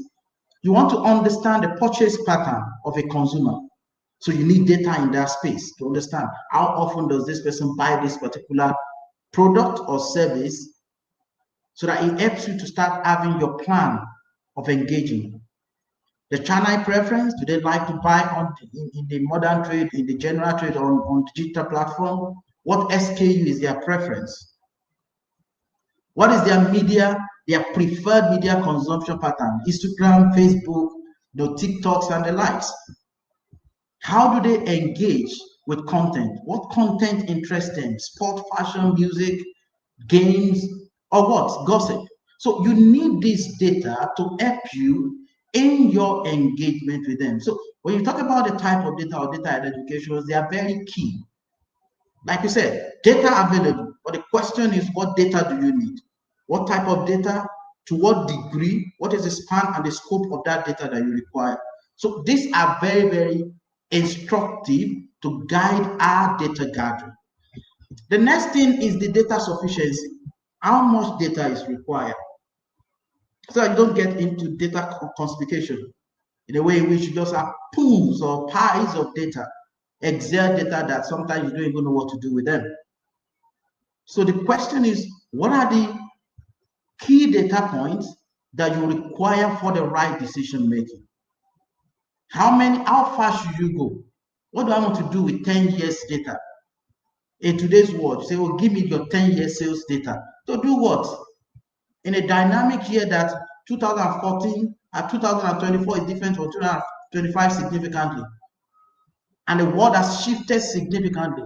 In 10 years before, 10, 15 years ago that I'm looking for data, probably the China ecosystem is only focusing on modern or maybe general trades. What do I need that for? The question is, what's the recency of the data point that I require to make the right decision so that I can capture consumer of today? So sometimes you need to understand where is the band. And that is why you see people, a lot of smart organizations don't go beyond 5 years, because you know that the dynamics of the environment changes faster. So 5 years becomes your gauge for what do you call it, for recency. So understanding the data sufficiency is very, very crucial. At what point do you cut the cord? At what point do you say this is enough? I think I can get the fact and the insight that are required to make the right decision within this bucket. So it's important that we also do that. Now, another big point of this framework is the diversity of the data. How diverse should data be to help you actually remove several biases that could come up? If, for instance, I want to launch a brand that speaks to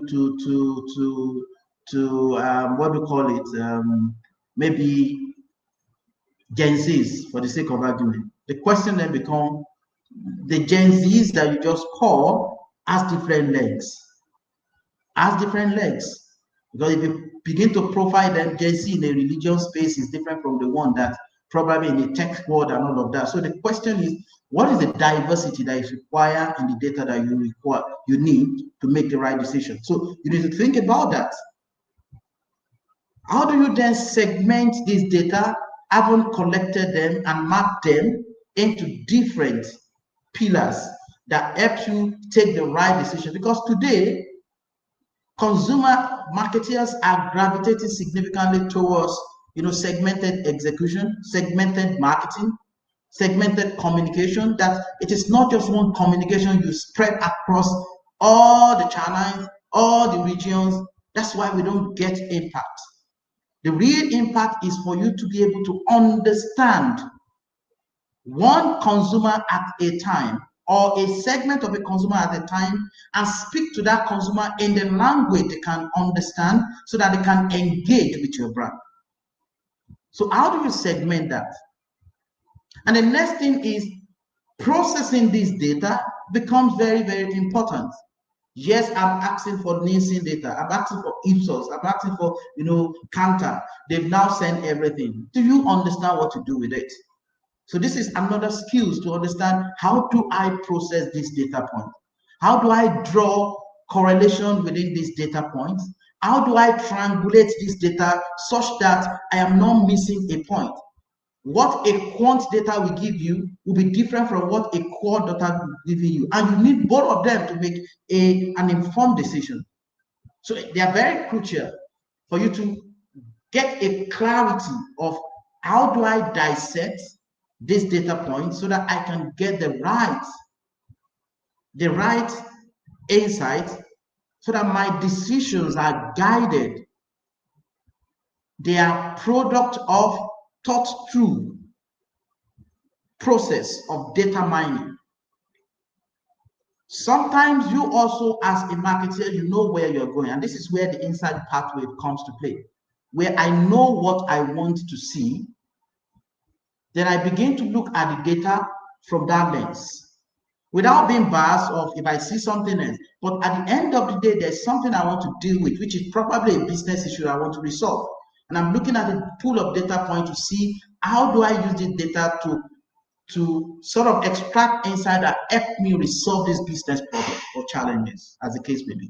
So it's important that these skills are also learned. They are also learned. The next thing is then when you've analyzed this data, how do you interpret it? Crafting meaning and the storytelling out of your understanding of deep knowledge of this data becomes something that today's marketeers and sales leaders must embrace. Now that the data has been analyzed, it's been dissected, you have spoken to the data in the language that the data understand, and you are able to extract the fact out of it.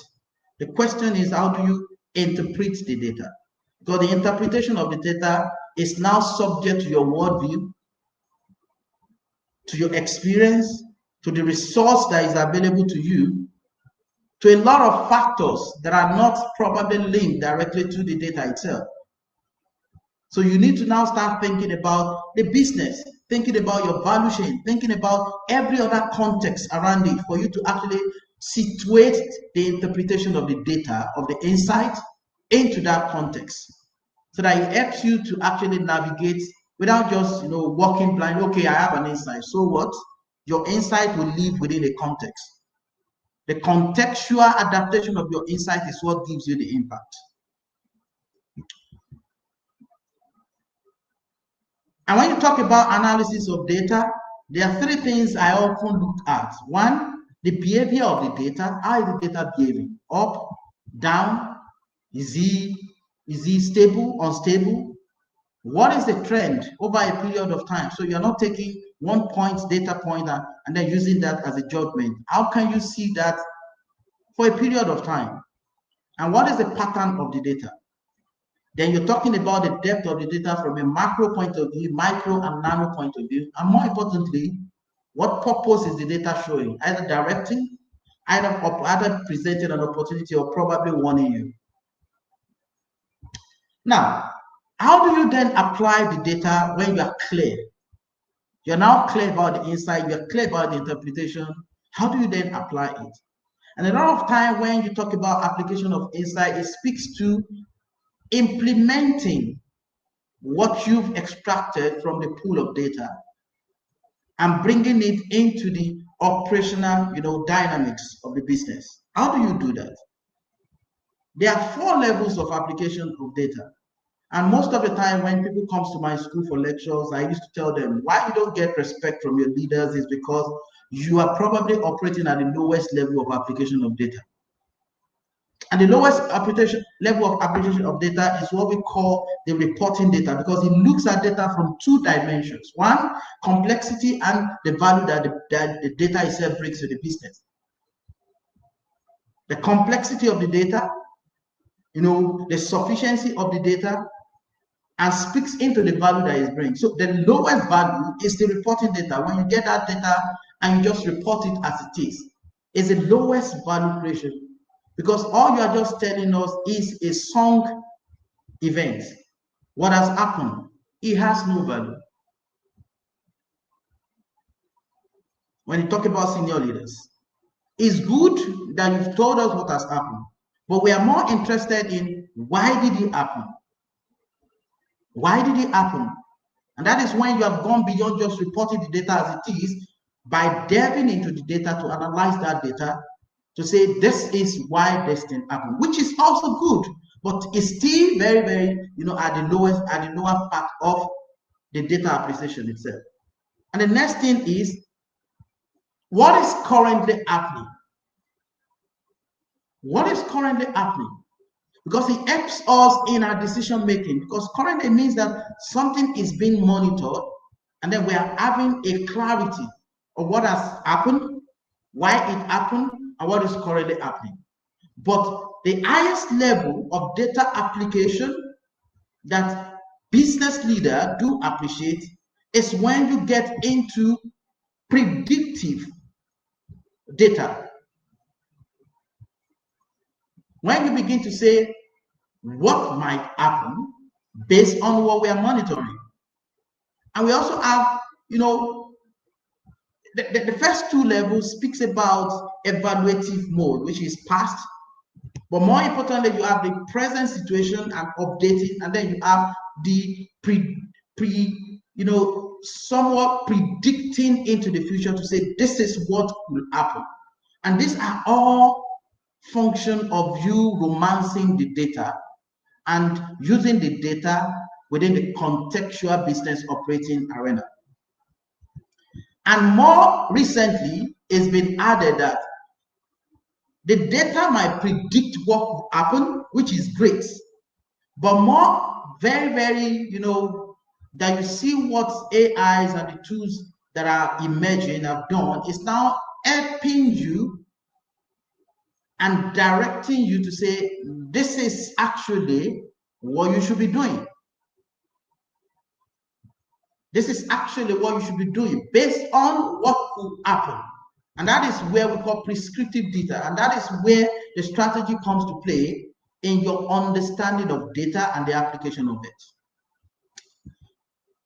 The next thing on that framework is data evaluation. And that speaks into what are the framework that you're, or structure that you're going to put in place to actually see whether the data that you've extracted and the insight that you've gotten from the data actually works. And this is where evaluation comes to play. And that's where you see people doing a lot of, performance measurement, performance marketing, measuring the efficacy of their decision that is based on, or that was based on the decision, or that was based on the insight extracted from the data. And that is very, very crucial. And the last thing is what we call data presentation, or preservation, rather. Preservation then means, how do we archive the data? How do you collate the data? Where do you put the data? How do you put governance around the data? How do you tokenize the data? Tokenization speaks into how you want to codify the data such that even if somebody takes the data in itself, he can't understand it until you let the person understand that what AYCZ means is this. You have tokenized that data. So that even everybody sees that data, they don't understand it until you give them the interpretation of the coded token. So this is how you then begin to preserve data for future usage or to give you competitive advantage. Because today, data is good, but that data in the hands of a wrong employee, if you don't codify or you don't put governance around it, expose you like, like if you are, I don't know, just gives you out like that. If you don't codify your data, you don't store them, you don't preserve them in a way that it keeps your competitive advantage to you. So, as I round up, I would say data speaks. Data, or a set of data, or a bank of it, speaks when you interrogate data. Most of the time, all those data that you see are dumb. It's the interrogation of the data that gets them to start speaking, and that is what we call insight. But my bigger question today is, are we listening to what the data is saying? And more importantly, are we obeying, or we allow our ego, we allow what my manager will say, we allow to please my manager, to please the board of directors, to please my director? Do we allow that to overshadow what the data is saying? That's the question I want to leave you with as I close. Thank you very much. I'll take your questions or comments. Thank you. Hi, thank you so much, Dr. Abiodun. That was very insightful. Thank you very very much.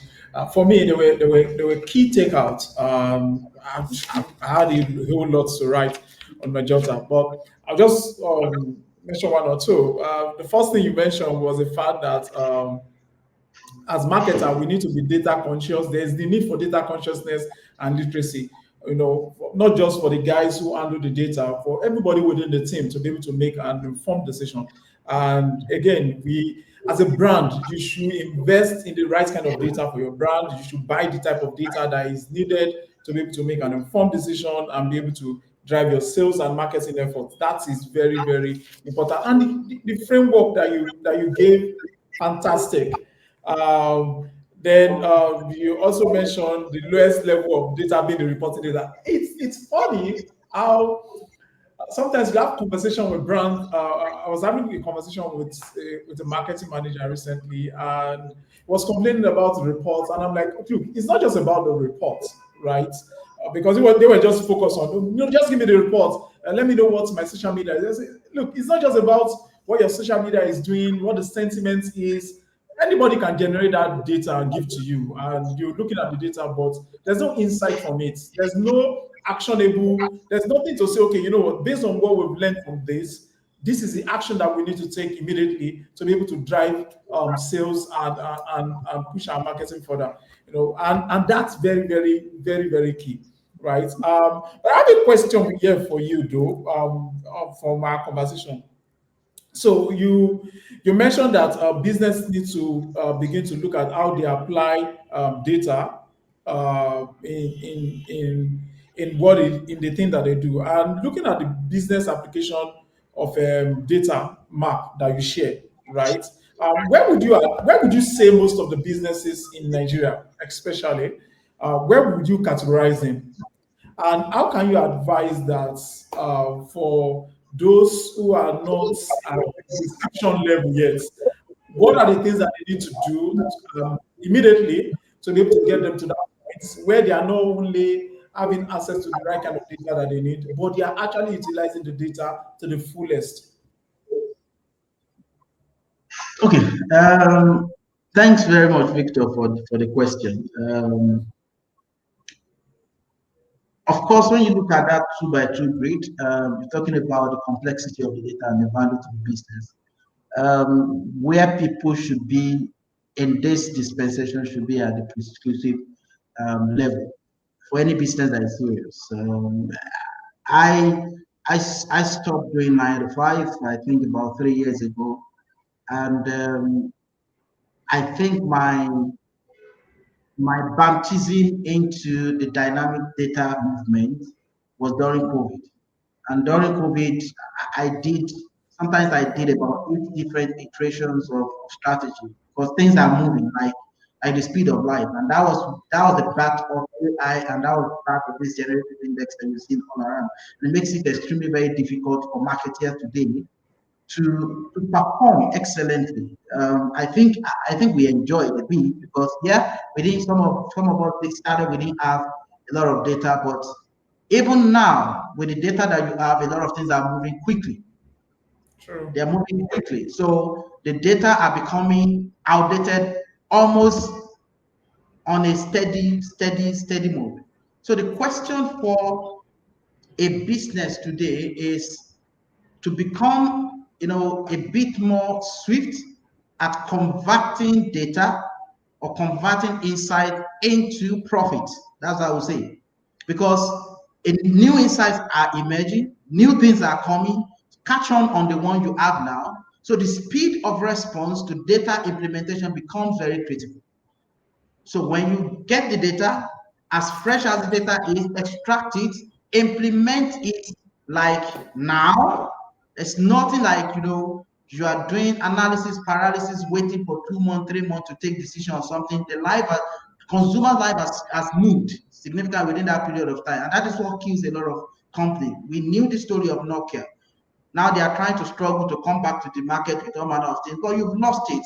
You don't want to give room for competition to take the stage before you start coming to chase them. It's going to be very difficult. Nobody takes power and want to leave power. We know the story of African African presidencies and all of that. So the same thing in the same thing in the consumer world, that when you have data, the speed of interpretation of that data becomes very, very important. One. The second thing which I've mentioned before is you must, and I remember, and I work with some great companies, Coca-Cola is one of them, and I will give it to them all the time. They might not be perfect, but there are budgets for data buying. As a matter of fact, you will be sacked if you don't buy some data. Don't save money. Don't save money for us. Don't say you are doing cost cutting when it comes to data. No cost cutting. Something else will give way for us to buy the data. So I remember as far back in my days in Coca-Cola, you have budget close to almost 200 million, 300, 500, I don't even know, in billions. And I'm talking about business to buy data. Data becomes very, very critical. So for me, it is one, investing in data purchase. Two, developing competence that helps you interpret the insight from, extract and interpret the insight from the data and apply it almost immediately. That is the only framework that can help you capture value from data and get you into that level that you're actually taking advantage of your competitors. There's no point having data and the data sit in a data bar for 6 months, then you come back to it, and then the market has moved on before then. That's what I would say, Victor. Thank you very much. You had it here first. There's no point sitting on the data that you've gathered over 6 months and not taking action with it. Let me go to my comment section. I have a very vibrant participants in the room this morning, and the comment has been buzzing. Like it's Sandra said that's a great delivery. Thank you, Sandra, for joining us this morning. That was amazing. It's nice having you on board with us. Amos said, because human beings will always be a data collection, analysis, interpretation, susceptible to being skewed towards a predetermined end. Oh, okay, that's a question actually. Okay, because again, he said because of who human beings are and will always be. Are data collection, analysis, interpretation, and application, etc., susceptible to being skewed towards a predetermined end? Let me put, I don't know if you got a question or let me put it in. We've had a situation where you have marketing guys says, oh, as a data collector, go and help me collect this data, analyze the data, and tell me what you think. And you're coming back and say, oh, this is what we think. I'm like, no. That's not what I have in mind. This is what you should be telling me, right? So he's asking, is it possible that data are skewed to the point that to achieve a predetermined end? So I'll answer it in two ways. Thanks for that question, Amos. I'll answer it in two ways. The first one is, and this is the difference between market research and consumer insight. So this was a long debate in my last class. So when you have a business issue that you want to resolve,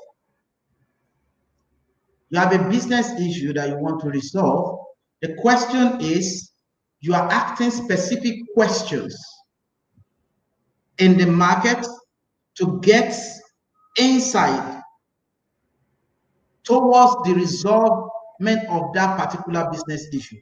So you can commission a research to say, I want to deal with this XYZ as a business, and I want to check the markets whether they are aligned with what I want to do. So it's a different conversation. When you talk about consumer insight, it is now saying, I don't know. I know some things are happening in the market. I just want to understand why they are happening in the market. That's in itself flip your expectation, because it then means you have no clue. You already have a blind sight that you're looking illumination into. So whatsoever comes become gospel to you. But in an attempt to say, I want to go into the markets with XYZ SKU, with this and that. So I'm commissioning a research to say, go into the market and let me find out whether these people will act this thing. At the end of the day, they might come out to say, oh, perhaps I won't like vanilla flavor. The question is, if you are able to look at the segment of that report that is saying, I won't like vanilla flavor, and you say, oh, how many people are saying I would like vanilla flavor? And then as a business, you decide to say, hey, perhaps should we then go with this small niche of people who literally will adopt our vanilla flavor and forget about those who are saying they will not? Because let me tell you, you will never have, there's no report that you ever have, you have 100% acceptance to whatsoever you are looking for. So the question is 20%, 30% enough for you to make a business judgment? The question then for you as a business leader is to say, I'm taking position and I'm sticking to this position. So there are instances in which report comes into you and you modulate that report because you already have a business agenda. But there are other instances in which you are clouded. You don't know what is in the market. You want to understand. At that point, whatsoever comes to you becomes your compass. You don't have anything to say within that place because this then begins to guide you. But not like, okay, you already have emotion. Let me give you a classic example. If I have a line, I have a production line that can produce only 400 grams. I get what I'm saying. I'm going to be commissioning a research to know the acceptance level to 400 grams. Even if people are saying that, oh, 250 grams, I would like, it gives me opportunity for my innovation pipeline. But that doesn't say that I'm going to shut down the 400-gram line. I'm going to be going to import 250-gram line, wait for another 6 months for it to come, implement, establish it, and then take another 1 year before I launch 250. No, I won't do that as a business. I'm going to look at how many people are willing to buy my 400-gram now. Remember, I already have a machine that can produce 400 grams. If that is a sufficient number for me, I will take a call, introduce my 400 gram, capture that market while I'm looking for the machine to do the 250 grams. That's the way in which you can have a predetermined approach to data collection, or you want a blanket approach to understand what the consumer will need. That's how I will answer it. Thank you so much for that. I'm going back to our comment section again. Taiwo said data. Okay, Taiwo, from data from information to knowledge and finally to wisdom. Thank you, Taiwo, for your comment. I have another question here. Okay, it's a comment from Cosmos. With high marketing budgets, okay, this is a question. So she's asking, with high marketing budgets, how do you win the bots buy-in to accept the outcome of data?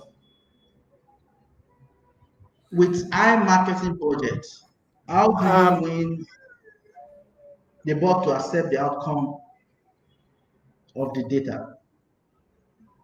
Number one, remember what I said. The first thing is, if you don't build an organization in which data is the CEO of the organization, then you have a problem. If your CEO is bigger than the data, then you have a significant problem in your hand. For example, your board doesn't believe in data. That's why we say the first thing to do, the first mountain to conquer is actually to build that data literacy, such that everybody, from the chairman of the board into the CEO, into all the function heads, respect data. And data becomes the God. So when you have that, you don't need to lobby anybody. You don't need to beg the board to accept the report, to accept the outcome of the data. The bottom line is that everybody believes in data, and we have, subject all our egos, all our experiences, every other thing into what the data has saying. So when you have that, then you don't have anything. For instance, I've worked in some company in which whatever the data says, whether you believe that or not, if you are going to change anything that the data is saying, as long, and this is what is important, guys. That is why don't gather data from some useless, very, very, untrusted, very, very invalid, places. So that when you put your trust in it, you are putting on trust in something that is valid, and not just some people sitting in one corner cooking something for you. So if you do that, then you can put your shares to say, this is the truth. And if your board of director will take a different position, you will have been what? Vindicated if anything happened thereafter. And even in some instances, you see companies saying you have to sign a bond. We are signing a bond as a board to change what the data are saying. That's how serious it is in some company. Because to be honest, there are instances in which we have seen data, but we have seen decisions that have been taken out of gut feel, out of this intuition, out of this, and that worked very well and nullify what the data was saying. To be honest, I've seen it in my experience. But the question is, in a data-driven environment, if you must do that, then there must be people putting pen to paper and signing in blood that we all decided to go against the direction of the data. So that's first thing, is to build that consciousness and the culture of data respect. If that is done, you don't need to manage any board. That's how I would say it, Victor. Hi, Dr. Abiodun. Thank you so much. I have one last question for you, and we move on this morning. So I have a question from Felicia. She's asking, with the constant change in consumer behavior and purchasing power, will there still be need to use stored data? I think you answered this question before. Maybe you just throw more light into it. So if you check when I was telling you about data interpretation, I was telling you about the trend. Now, stored data helps you to understand the history, because sometimes when you don't understand the history and you don't understand the pattern of occurrence, then the recency of a data can be very deceptive. So the question is, storing data, you need to have a cutoff to say the data that we are keeping is not just more than 5 years data. And that is where the recency governance comes to play. But you still need data in the past to help you interpret what the future will look like, for sure. For sure. So you can't say, I wake up today, I'll take fresh data today, like fresh juice, and that is what I'm working on. It might be misleading, because a lot of things are governed by biases, by market effect and every other thing. So that's why you need, okay, what is the pattern of occurrence of this particular entity over a period of time? Then that can actually tell you to say, okay, this is stable, or this is something that you can count on. That's what I would say. That's why till tomorrow you still need to archive some data, but the number of days, hours, years that you archive, that is different from one company to the other, and is a function of what recency governance guiding your business. That's what I would say. Thank you so much, Dr. Abiodun. It was really nice having you here this morning, and we say a very big thank you for joining us this morning. Thank you. Okay, moving forward. So Tola is back in the room, and Dr. Tola is back in the room. So hi, Dr. Tola.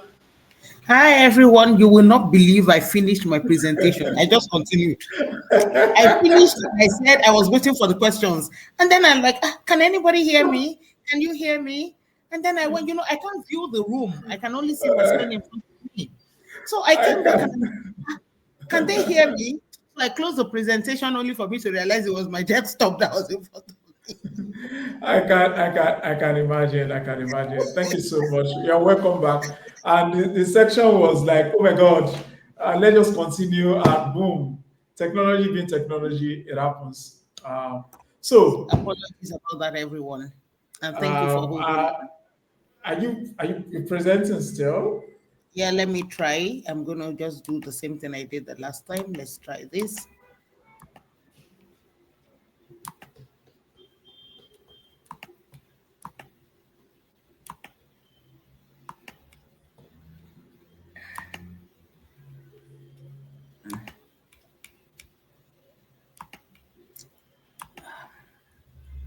Let me know when you can view my screen. I'll try my best. Let me know when you can view my screen. Let me know if you can view the PowerPoint. Okay, yeah, we can see the PowerPoint now. Is it okay in this mode? We think it's better, but let's see if you can put it on It's on slideshow. slideshow now. Let me know if you can view it. Oh, great, fantastic! We can see it. We Okay. can. Where did I stop? Where did you? This was the first slide. Where did I No, we stop? passed the stage. I think yes, this is where we are. This was where we are. Okay, good. Yeah, So so we're I'll here. just quickly, yes. So thank you everyone for holding on. It's glad to be back with you, and I sure miss you. Yeah. So we were here, and I was talking about the fact that metrics such as impressions and followers, all of them are nice to have, but how do we convert them to value metrics? And then we came here. We started talking about the customer lifetime. Yeah, because if you look at the last two presenters who've presented, they talked about data. Well, here my focus was going to be on the storytelling and how we're going to tell the stories. So when I have the data, how do I convert it to a customer lifetime? You know, what is the total revenue that this customer brings? And the way I can do that is to analyze the data that I have. This customer shops with me 2 times a month, 3 times a month. This is the frequency of the footfall. This is how often this customer buys. When this customer comes in, this is what this customer buys. This is the value of what is being bought. Additionally, whenever this product is available, product Y is available, the customer shops product X and product Y. When product Y is not available, this is the value that I get. So it enables that data that I have, enables me to do a customer lifetime value and know the revenue that this customer can get from the customer. We also look at our conversion rates, you know, all of the lovely content that we post online, all of the views that we get. How is it translating? What is the click-through rate? When the customer views our content, do they click to go to our website? Do they click to go to a shopping site? Do they go to an e-commerce site? What happens after the content? You know, all of that is also important because my storytelling from the data I have should be able to convert. And then I look at the engagement section, yeah?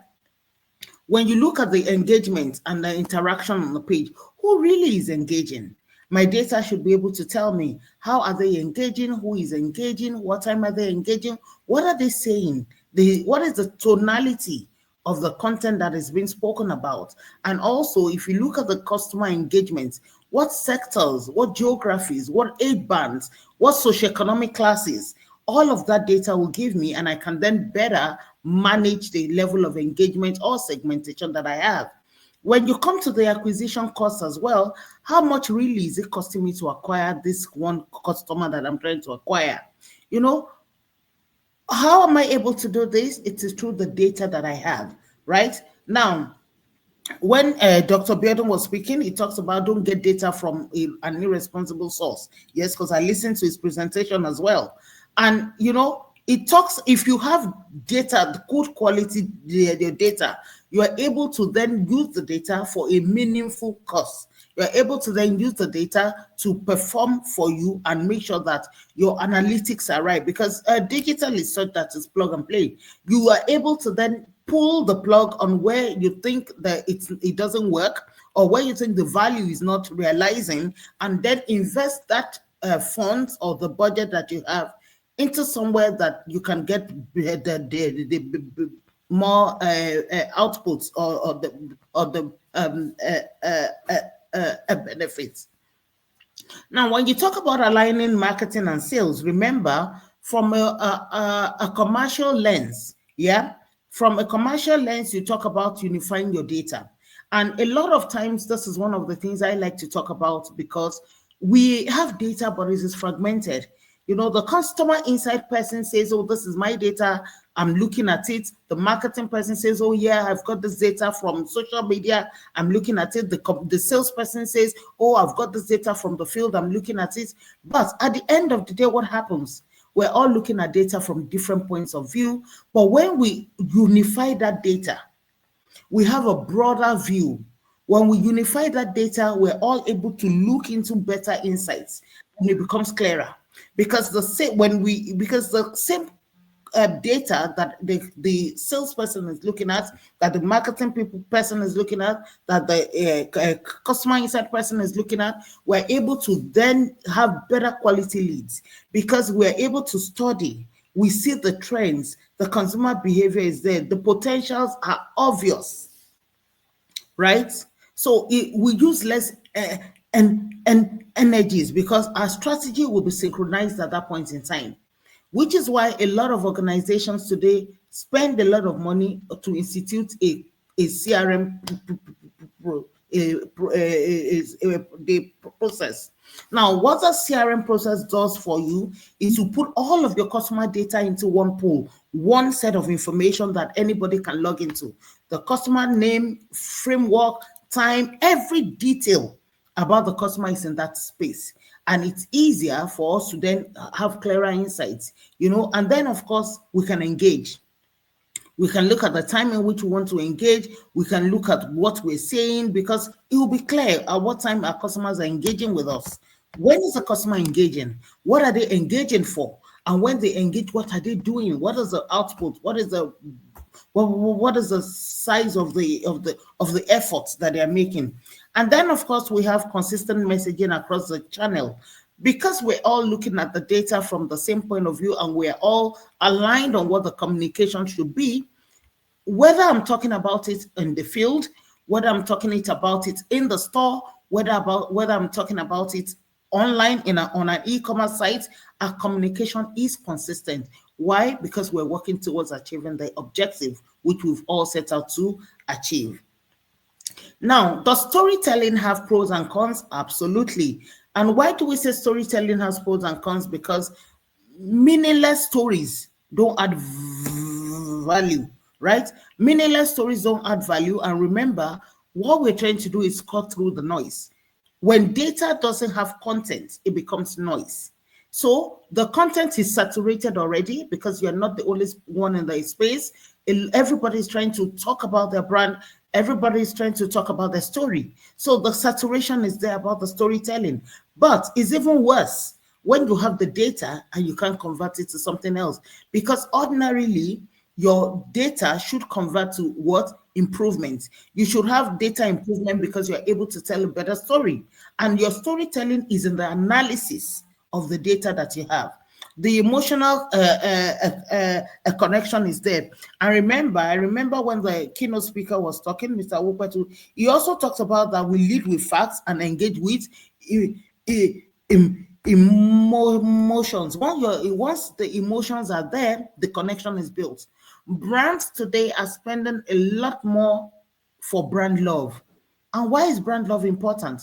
Because they realize that storytelling is the key. They realize that storytelling is what captivates or instigates a consumer or a person to pick your brand off the shelf and pay for it. And that way, your prospects are easier to convert. Remember, when we had the early adopters, when we had the innovators, they weren't sold to. Nobody sold to them. They weren't called. But the storytelling bit of the data that instituted or analyzed a product is what made them try. Yeah. So storytelling does have its pros and cons. But how do we institutionalize storytelling from a data point of view into something that becomes instrumental to us? So when you look at now, when we look at the slide, starting point is the data as always. We visualize the data, right? At the pit of the root of this is the data itself. How are we visualizing this data? What does this data mean to us? What is, and after that, when we've finished visualizing the data, the emotional connection comes through. Once the emotional connection comes through, I think this is what I want to do for the consumer. Then you structure or craft your story in such a way that the audience can understand it also. Because if you do not understand the audience, you can't tell a story about them, right? So your better understanding of the data that you have enables us to be able to tell an audience story. And that story must be able to resonate with them, because data when out of context is noise. Now, the data is available. Don't forget, everybody is exposed to data. We're in a world where nobody can say they don't have data. As basic as, let's even take Instagram as an example. As basic as you putting up your content, you can see who viewed it. You can see when they viewed it. You can see from what area it's been viewed. You can see the age band. The analytics are just there. However, you need to be able to use all of that information to what? Tell a story that your customers can relate with, and then eventually act upon, because a story must be one that must instigate and then act upon. So data storytelling uses fact-based conversations. Our intuition is there to guide us, but the data is also there to enable us tell fact-based compelling stories, which looks at the human and the effort the human makes into satisfying their needs and their wants. How is this data instrumental in helping me to build my brand? How is this data instrumental in helping me to win more people over? Because if you look at the people who then, innovation, like they say, is usually adopted by few before it is then spread onto others. And if the few who are early adopters don't have this compelling story to even try you, how then do they pass on the good word? How is the word of mouth exposed to other people who then eventually adopt the product? So storytelling delivery ensures that we look at the emotional space, we craft a story that enables them to be able to relate with it. Yeah. When we go to the next slide, it talks about how data enhances the story. That data is what adds gravity to the story, because you can say, I can decide to say this cup is gray. But yes, the cup is gray, but how many people believe it is gray? But when you tell that story from a point of view of people who relate with it as gray, it proves the difference. And then, of course, it detects our next best action.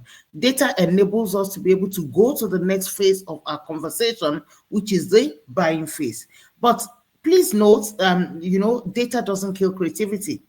I've heard a couple of times when people say, "Oh, there's the overload. There's an overload of the data or the information that we have." Yes, that can also happen. Or within the space of the overload, how are you using the data that you have with the scale and the scope of what you need to work for you?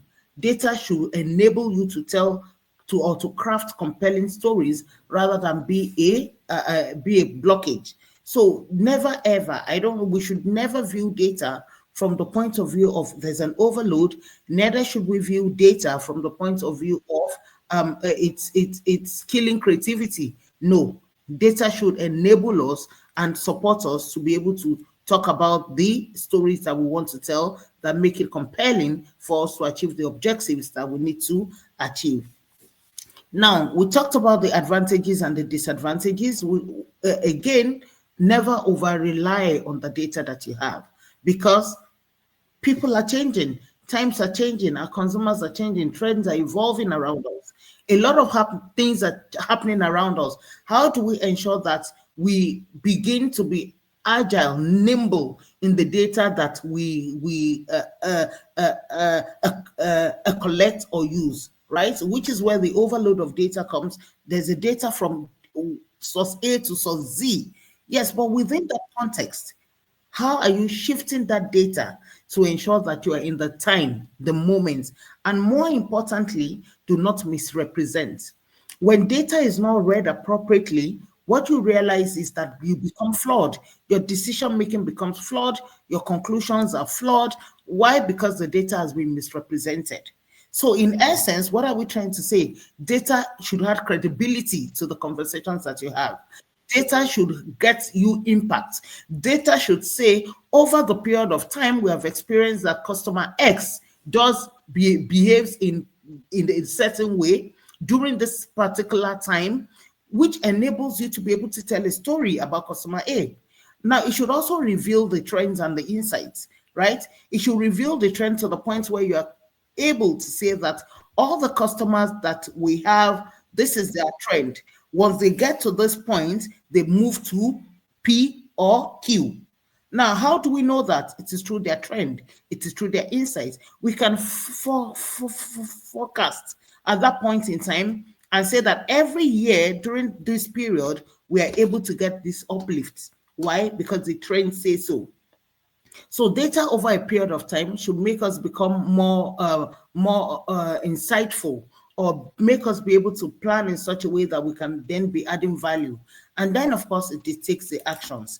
Data enables us to craft compelling stories that enables us to make the decisions that are best or work more for the budgets that we have. Data should help us to innovate, right? Data shouldn't stifle us, but data should help us to innovate such that the best outcome is what we're expecting to get. Now, I remember that during the first two speakers who spoken, emotion was leading in all of the conversations. And for some reason, the Dove Real Beauty case study was also my own case study. Yeah, because I remember when he talked about the Dove storytelling. And one of the things he said was that we lead with facts and engage with emotions. Now, when you look at the Dove Real Beauty case study, it talks about the different kinds of women, their skin tone. Everybody can be beautiful, you right? But the product itself, yeah, the emotions they've laden into it enables them to be able to realize that data alone doesn't move these people, right? Data alone doesn't move. They have lots of data, loads of data accumulated over a period of time. But they didn't only stop there. Having known this knowledge, having realized this information that they have, this trend, this behavior, this insight, they now crafted the compelling story with emotions that did the trick with that case study, right? It was able to show in that case study how people were moved to using this product through the emotions of making them feel beautiful altogether, irrespective of their skin tone, irrespective of the face that they had, irrespective of the shape that they had, right? So at the intersection of your data insights and emotional intelligence lies what? A truly effective campaign and emotions. A lot of brands today are looking at brand love. And brand love can only happen when you use fact-based conversations, data insights, driven with emotional intelligence. Then you have a super effective campaign because you then know your audience. You know your audience, you know what they're looking for, you know how to make your brand fitting into the need of value space that the customer is looking for. So data can inform you, yeah, and it can also get into the mental health space of your customer. Where whatever time of day data is available, and emotional intelligence always enable you to know how the customer is feeling. And how do we do this? If you look at the comments that have been left, the tonality of the comments, the frequency of the comments, how engaging it is, what are your consumers really saying, right? And I like to use user-generated content to also find this out. What are your consumers really saying? Where is the focal point? Where is the space of emotional intelligence? Yes, you've got this awesome, fantastic brand. You've created this beautiful campaign, but emotional intelligence helps you to read between the lines of the content, of the conversations that are happening. You know, you can see through it, and you know, whenever whenever your customers are feeling lonely, anxious, overwhelmed, your data can insight, all of the insights you get from data can enable you to do this amicably or solve the problem. Now, when you look at customer engagement, yeah, I like to also look at customer engagement, and you know, testimonials always help. Testimonials enable you to share stories from the customer's point of view, just like a user-generated content. When you have user-generated content, the customer is literally telling your story from their point of view. And when your customer tells your story from their point of view, and you see the level of engagement that happens afterwards, the level of impression, the level of likes, then you can know what truly is this customer looking for. You can feel the pulse of the customer through all of those user-generated content. And what are they also doing? Telling a story. And through all of those stories, the insights will come through, right? Okay, so your customer journey, you can also share your customer journey from the point of awareness to the point where the customer takes over from you. All of those milestones within the journey also tell you a story. At what point in time do your customers drop off? At what point in time do they adopt you? At what point in time do they express how they're feeling? And every time when your customer sees themselves in your story, supported by the numbers, and these numbers are customers just like them. Other customers saying, I love this product. Other customers saying, this is what this product does for me. Other customers saying, this is how I'm engaging. They are more likely to become your advocates. And all of those data points Each one of those data points during the customer journey enlightens you, gives you insights, creates a trend for you to be able to then follow through with the opportunities and the gaps that you see within the space. Now, again, remember, collecting customer data is the most critical of all. Across each of the customer journey that you will experience or your customer will go through, what data are you collecting at that point in time? Because your objective is also very, very important. When you are collecting the data, what kind of data do you are you taking up at that point in time? And remember, if you work in similar segments, you will realize that the data you're looking at is the same data that your competitor is looking at. But you want to create and share user content from your own data. How do I personalize this customer data that I have? How do I track the customer journey? Because remember, we've talked about the fact that at each customer journey, data is available. You're collecting data at each point, and each data point that you're collecting at every milestone has some information, has some insights. Their behavior trends are there, the insights are there, and then you can create case studies out of it. So data should be an enabler, should not even stifle you in any way. Data should be an enabler where real decisions are taken because they are fact-based and you can feel the pulse of the customer along the journey which they've embarked on. Now, when you have data-informed storytelling, data-informed storytelling enables us to differentiate our brand. Why? Because at every point in time when the journey is being held and the data is there, I'm taking data, I'm learning insights, we are trending, we are active. And when we talk about trending, it's about trending their behavior, trending the shopping behavior, trending the consumption behavior. That way you can then talk about the unique insights that have come through. What is the consumption behavior? How often is this consumer consuming me? When are they consuming me? Are they consuming me with something? Cocktailing can even happen at that point in time. Are they consuming me with something? Are they consuming me alone? What other things are they looking for? All of that is data-informed storytelling. And of course, you must be able to maintain the focus on the core offerings, without emphasizing the data insights, because at the end of the day, you want to focus on your product or the service. While you're talking about your product or your service, the data is at the back. You're holding on to that data, you're talking about the customer, you're talking about your product, because now you're infusing your features of your product or service into the mind space of the consumer at that point in time, because you are realizing at what stage is this gap. During that period of gap or during that period of opportunity, your product features and services can come to play. It's better than flying blind, right? You expect that every customer, okay, this is a fantastic product. I agree with you. But data enables us to be able to put it in the right stores. Data enables us to be able to talk about it at the right time. Data enables us to share visibility, awareness at the right time, information that the customer will be receptive to the conversations that we're having.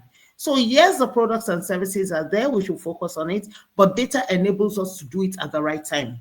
Data incites and instigates the consumer to be more receptive about it, right? And it's also through the way we tell the stories, how we're crafting the compelling brand stories that we want to tell. Now, what are the strategies for telling the dates for storytelling? First is the education. Understanding basic data is essential for everyone. You can collect data, and data can be collected at different points, through the customer journey, we've talked about it, right? Through the customer journey, we've talked about when data can be collected. But analyzing that data, understanding that data becomes essential, becomes very critical. Because when you're looking at data and you're not able to analyze the data or understand the data, there's a problem. Because your decisions then become flawed. Then, of course, you can experiment with the data. The data is there for you. Your analytics are there for you. Experiment with the data. What if we made X plus Y? What do we get? What if we made A plus B? What do we get? Experiment with the data. You can, by doing all of your experiments, you can foresight where the customer is going next. What will be his next line of action? Where is this behavior trending to? What will they do next? And all of that can be, it also gives you insights. I remember that I've once been able to do a promotion before, which was successful, but just by analyzing the data. Every time this customer A comes to the store, or the set of customers grouped into A, every time they come to the store, they buy product B, but they also look for product C. And if they're looking for product C, it enables us to drive availability for product C. And more importantly, we realize, why do we even need to wait for them to look for product C? Can we combo product B and C? That way, we were able to sell more. All we did was experiment with the data that we have.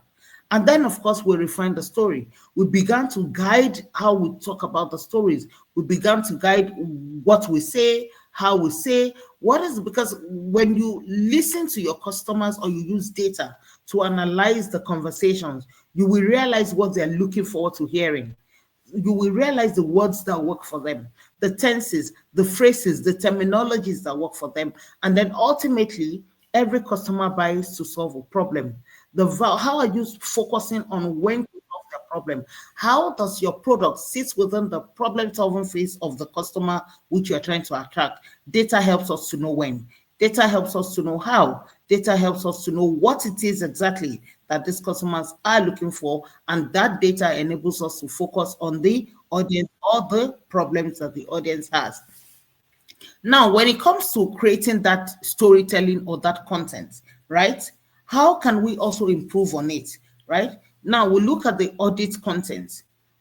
Where is data missing? Where is it misused? Now, the data that we have, we can audit that data. Where did I get this data from? How is this data used? Where is the gap in this data? Is it sufficient? Is it adequate? Is it even too much sometimes? How do you begin to streamline the data that you have so that that content works within the space and the sphere of what you're trying to do? Again, understanding data is important. Educate the team. Now, from creative to sales, how do we ask better questions of the data that we have? How do we experiment with the data to deliver better results to us? How do we shape on our content? How do we visualize it in such a way that we're able to draw insights from the data that we have? And then when we collaborate on the content cross-functionally, it also helps, which is why a couple of slides back, we talked about pulling the data together. Fragmented data doesn't help, right? What will happen is the fact that we're interpreting the data from different points of view. Put the data together, analyze the data together as a team, cross-functionally, what you're looking for, what I am looking for, what every other person or function is looking for. By the time we all put our heads together, we're able to co-create better content, right? That resonates across all of the teams. And then build a content engine. Sometimes we use a CRM tool that resonates and tracks the performance of the data that we have. Now, this is my last slide, and basically I just want to talk about the impact of the storytelling, right? You can risk being outpaced by your competitors. Remember, data itself will reveal the content, right? After revealing the content, you must give clarity. And then, of course, we personalize the content, and then we have your competitors also.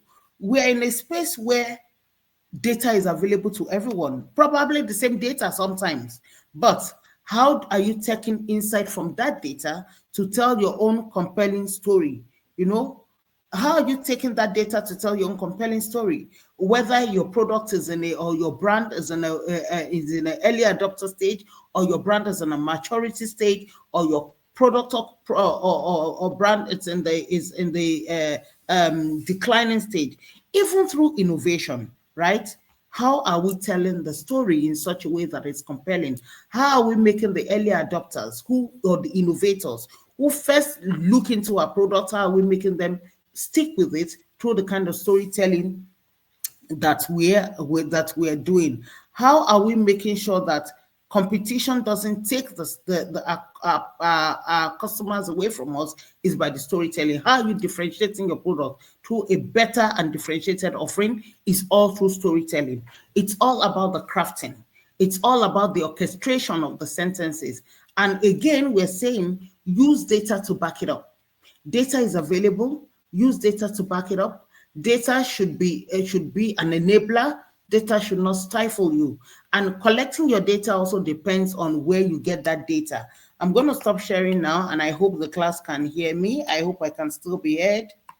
Let me come back. I hope I can still be heard. So that, can you please still hear me? Yes, we can hear you.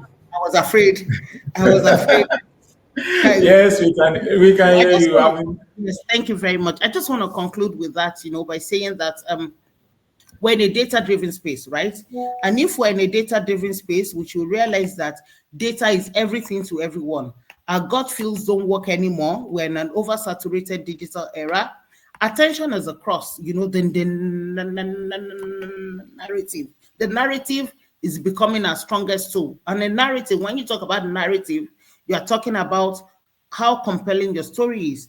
And today's future belongs to brands that emerge with storytelling through data, who are fueling their purpose-driven storytelling through data insights and the analytics.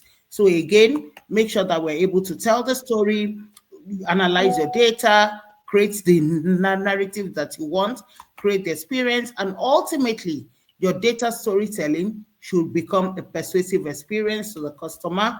Make sure that your data is put together in a space where all cross-functional teams can look into the data and be able to get clearer insights. Thank you. Thank you so much, Dr. Tola. That was insight. I've been doing a lot of scribbling. I'm like, oh my god, like my notebook is just filled up here. Thank you so much. That was a master class. And from the section, there were some key points that I noted. One is lead with facts and engage with emotion. Emotions, Very, yes. very, very, very important. Again, the future belongs to those that can merge data and storytelling. Very powerful.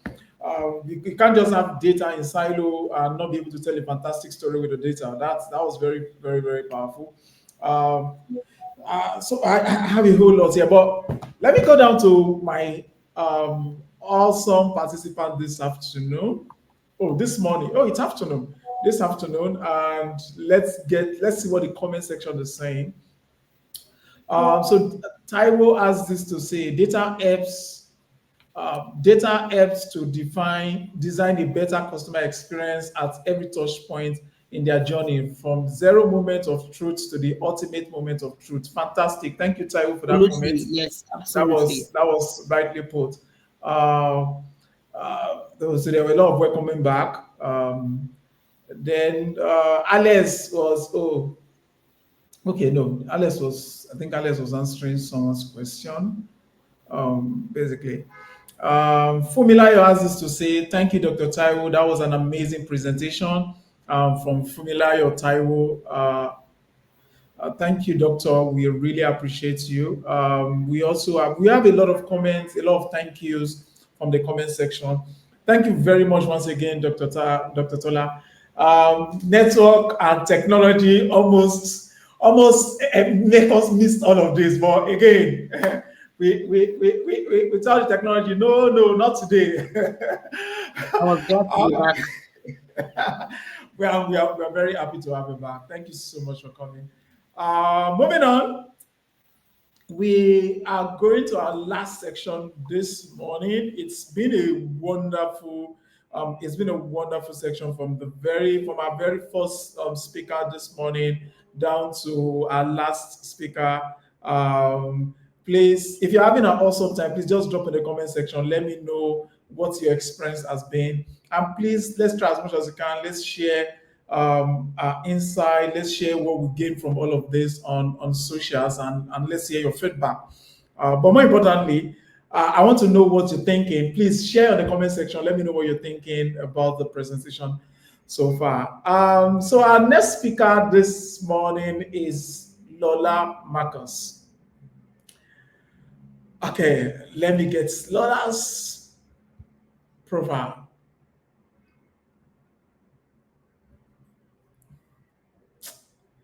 This is one thing with technology. Maybe we need to go back to the age of paper and okay, yeah, got it. Okay, so Lorna Marcus is a top marketing strategist and a brand expert with over 16 years of experience across 8 industries. She has led major campaigns for global brands like Durex, Danone, and Samsung. Currently head marketing at a leading African travel fintech, known for her bold creativity and strategic thinking. Lola blends storytelling with data-driven insights to drive purposeful brand growth. She's widely recognized as one of the sharpest minds shaping the future of marketing in Nigeria and beyond. Gentlemen and ladies, I bring to you Lola. Please get it. Hi, Lola. No, she wrote that, but wow, even I'm impressed.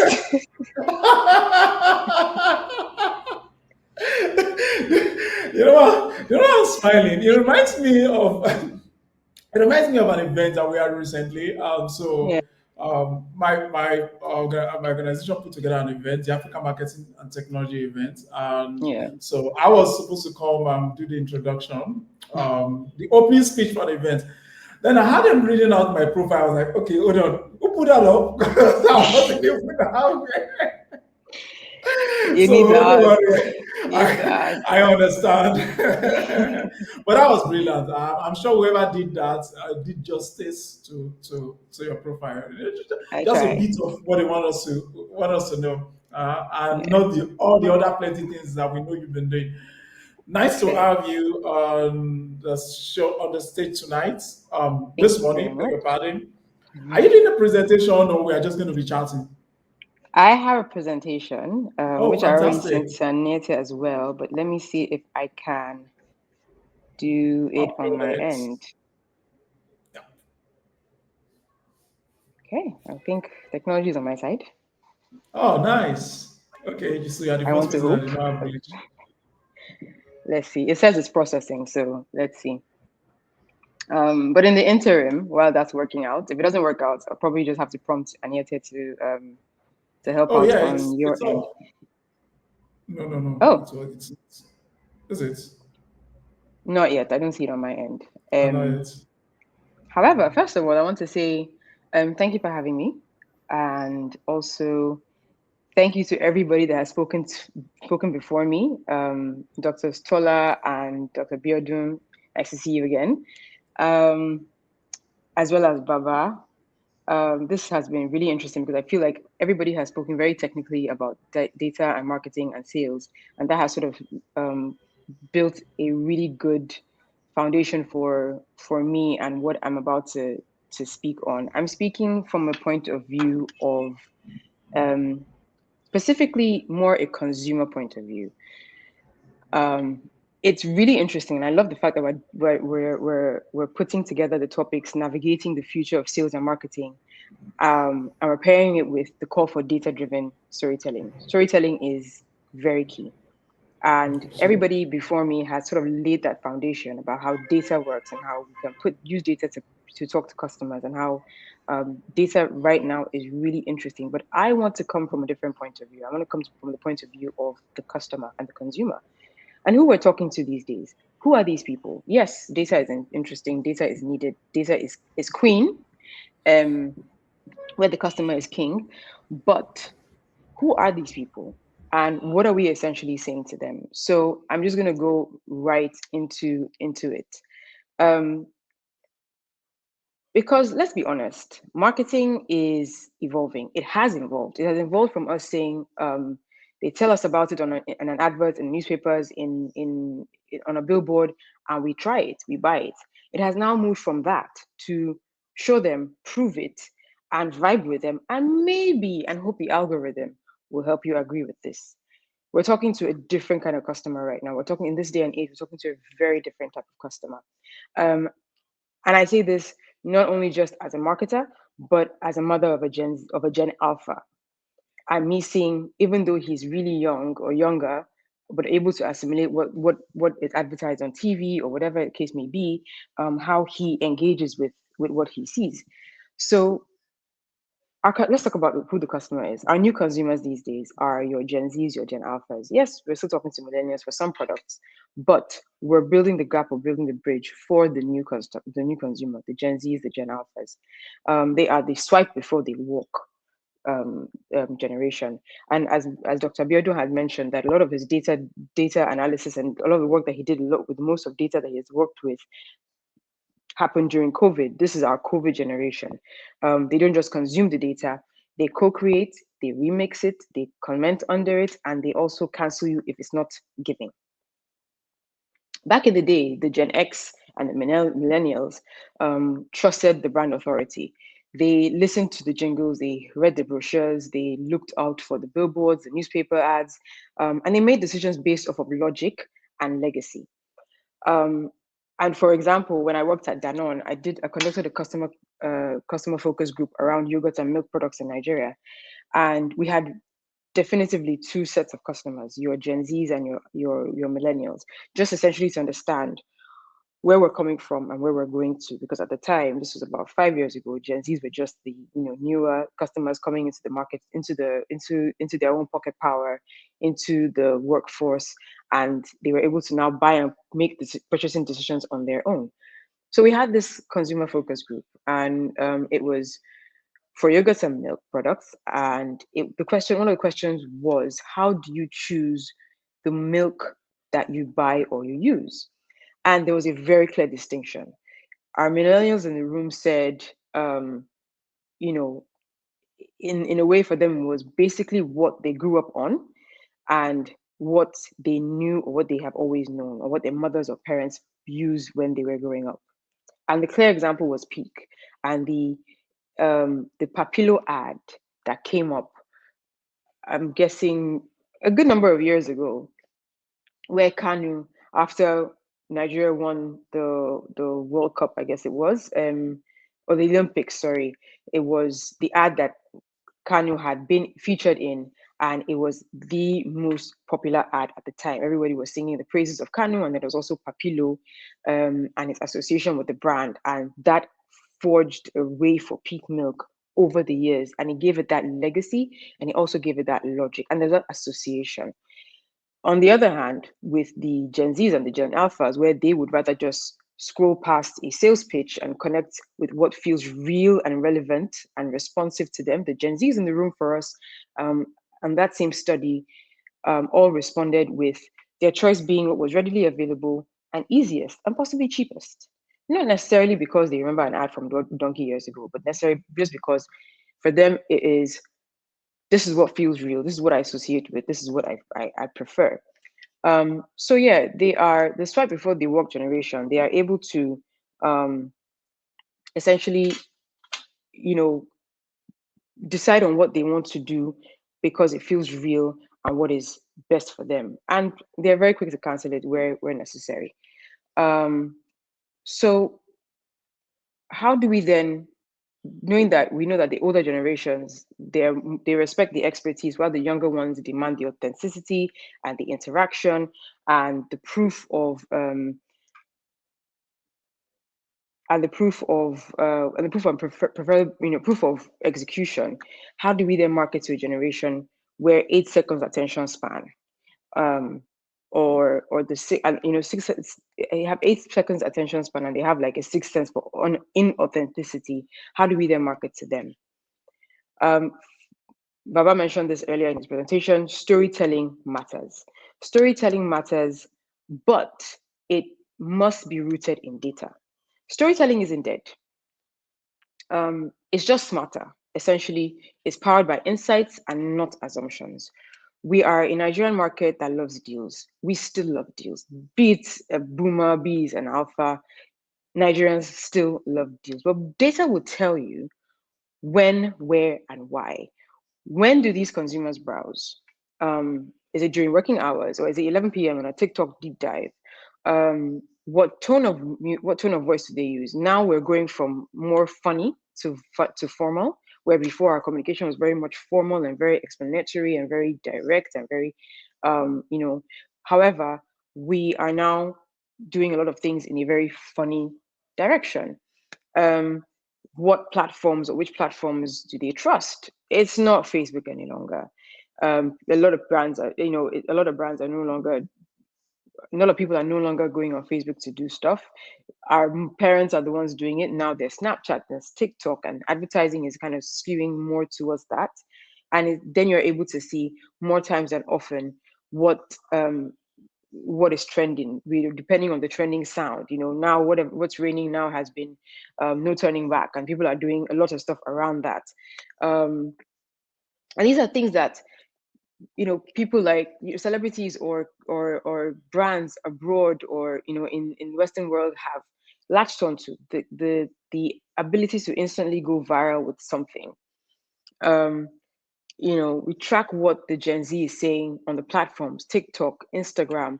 We're looking at using the trends, the slangs, their frustrations, the memes, they engage, and what they engage with to shape the content that speaks their language. For example, if they're talking about the soft life, your content needs to be contextual. It has to be in line with what they're looking for in the context of this soft life. Otherwise, you're going to be risking looking like you're out of touch. So data gives you a map. It's understanding who your customer is and how you can use them on this map, because the story and storytelling still gives us the fuel to speak to these guys in the way that they would resonate with our brands. Secondly, it's not just marketing anymore. It's very much content culture. And when I say content culture, it's, again, going back to this viral, no turning back. The amount of videos, the amount of iterations that have been created with that song have been tremendous. So many religious, non-religious,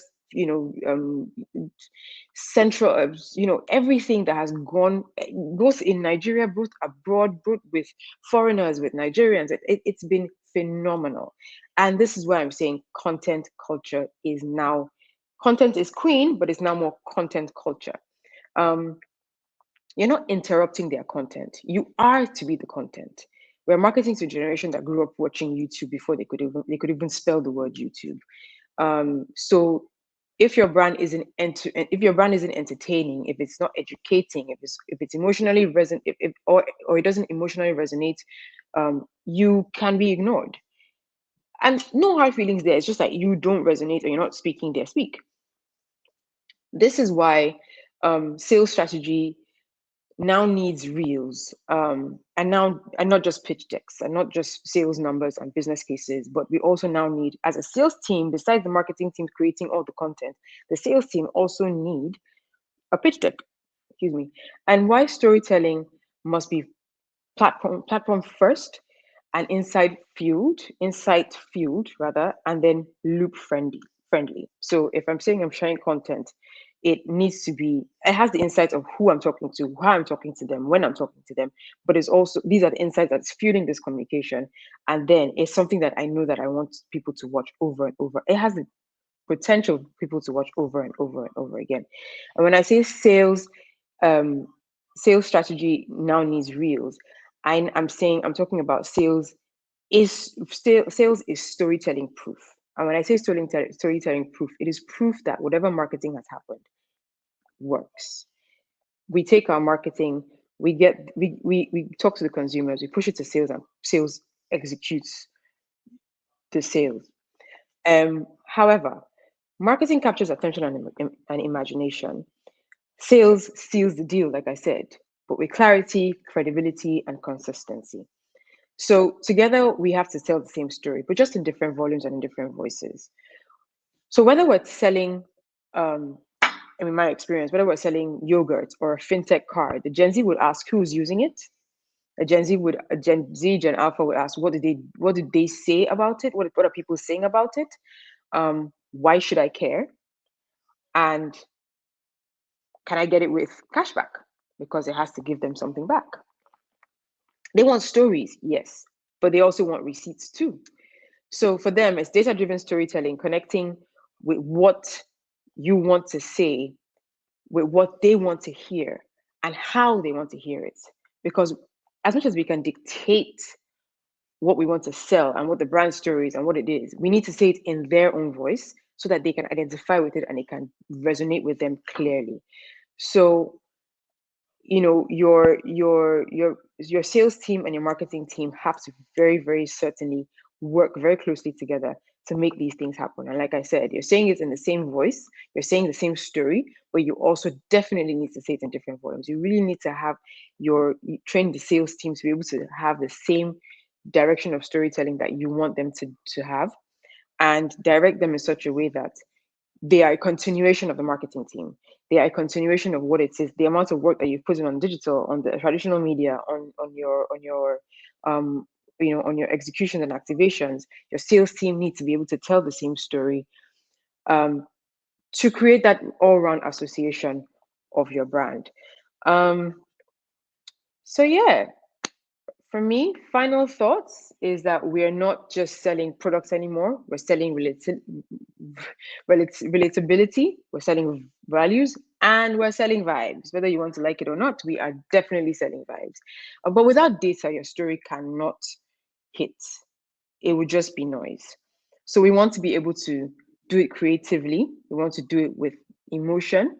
And we also want to do it with the algorithm, essentially to be able to use our TikTok trends and use our Snapchat reels and use our Instagram reels to be able to collect the data. That in a way is listening. Dr. Tola spoke about all the different ways that you can collect the data, all the different platforms, all the different ways, and this is why I kind of sort of changed my story to talk from a consumer point of view, because everybody else was very technical on data and how we can collect data, but I wanted to give an understanding of who we are talking to, with all the information that we've gathered from all the speakers today.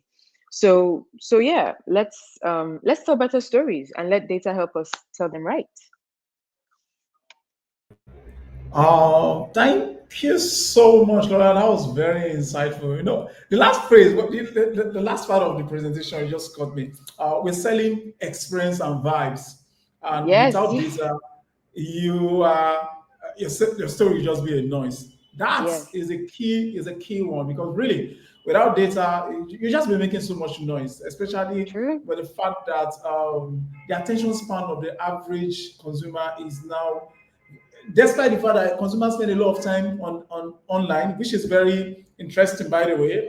Data Yeah. says that we're spending a lot of time online, but our attention span is very, it It's doesn't very, interest me. very I move low. on to the next Yeah, I thing. move Oh, this on. doesn't Yes. interest me. You know, I just move on. Yes. You know, basically, Yes. and that's very, very powerful. Thank you so much for this section. Let me Thank go on the you. comment section. Let's see what we have from our amazing participants this afternoon. Okay, so I have Fumilayo saying thank you, saying welcome, Dr. Lola. Welcome, Lola. I'm calling you a doctor. Maybe I receive it. you might just be. Okay.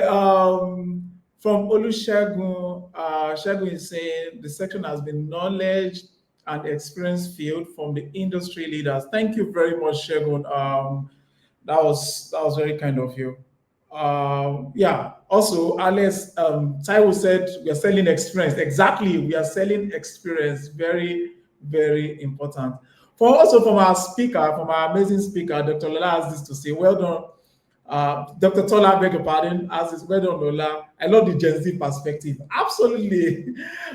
It's been an amazing experience this morning, and amazingly, all of our speakers are still in the room. You know, you go to a conference, and at the beginning, some speaker come, before you know it, boom, they've left. Every one of our speakers are still in the room, and that's amazing. Please, let's give a round of applause to our speaker. Thank you very much. Thank you very much, Lola. At this point, I am going to be bringing on stage. Oh, again, my name is Victor Ojiakina. My name is Victor Ojiakina. I'm the CEO of Marketing Analytics Africa. And in Marketing Analytics Africa, what we do is simple. We enable companies to optimize their marketing return on investments through expert analysis, proprietary marketing model, and localized insights. So You see, everything we've been talking about is what we do on our day-to-day, and we're very proud to partner with Marketing Edge on this summit. Thank you so much, Marketing Edge, for giving us the opportunity to be a part of this. I'll leave the stage for Mr. Amos Oladele at this point to close with the final words. Mr. Amos. I have two of your, which of these am I using? Is it this or that? Thank you very much. Are you hearing me? Thank you. Yes, we can hear you, please. You have the floor.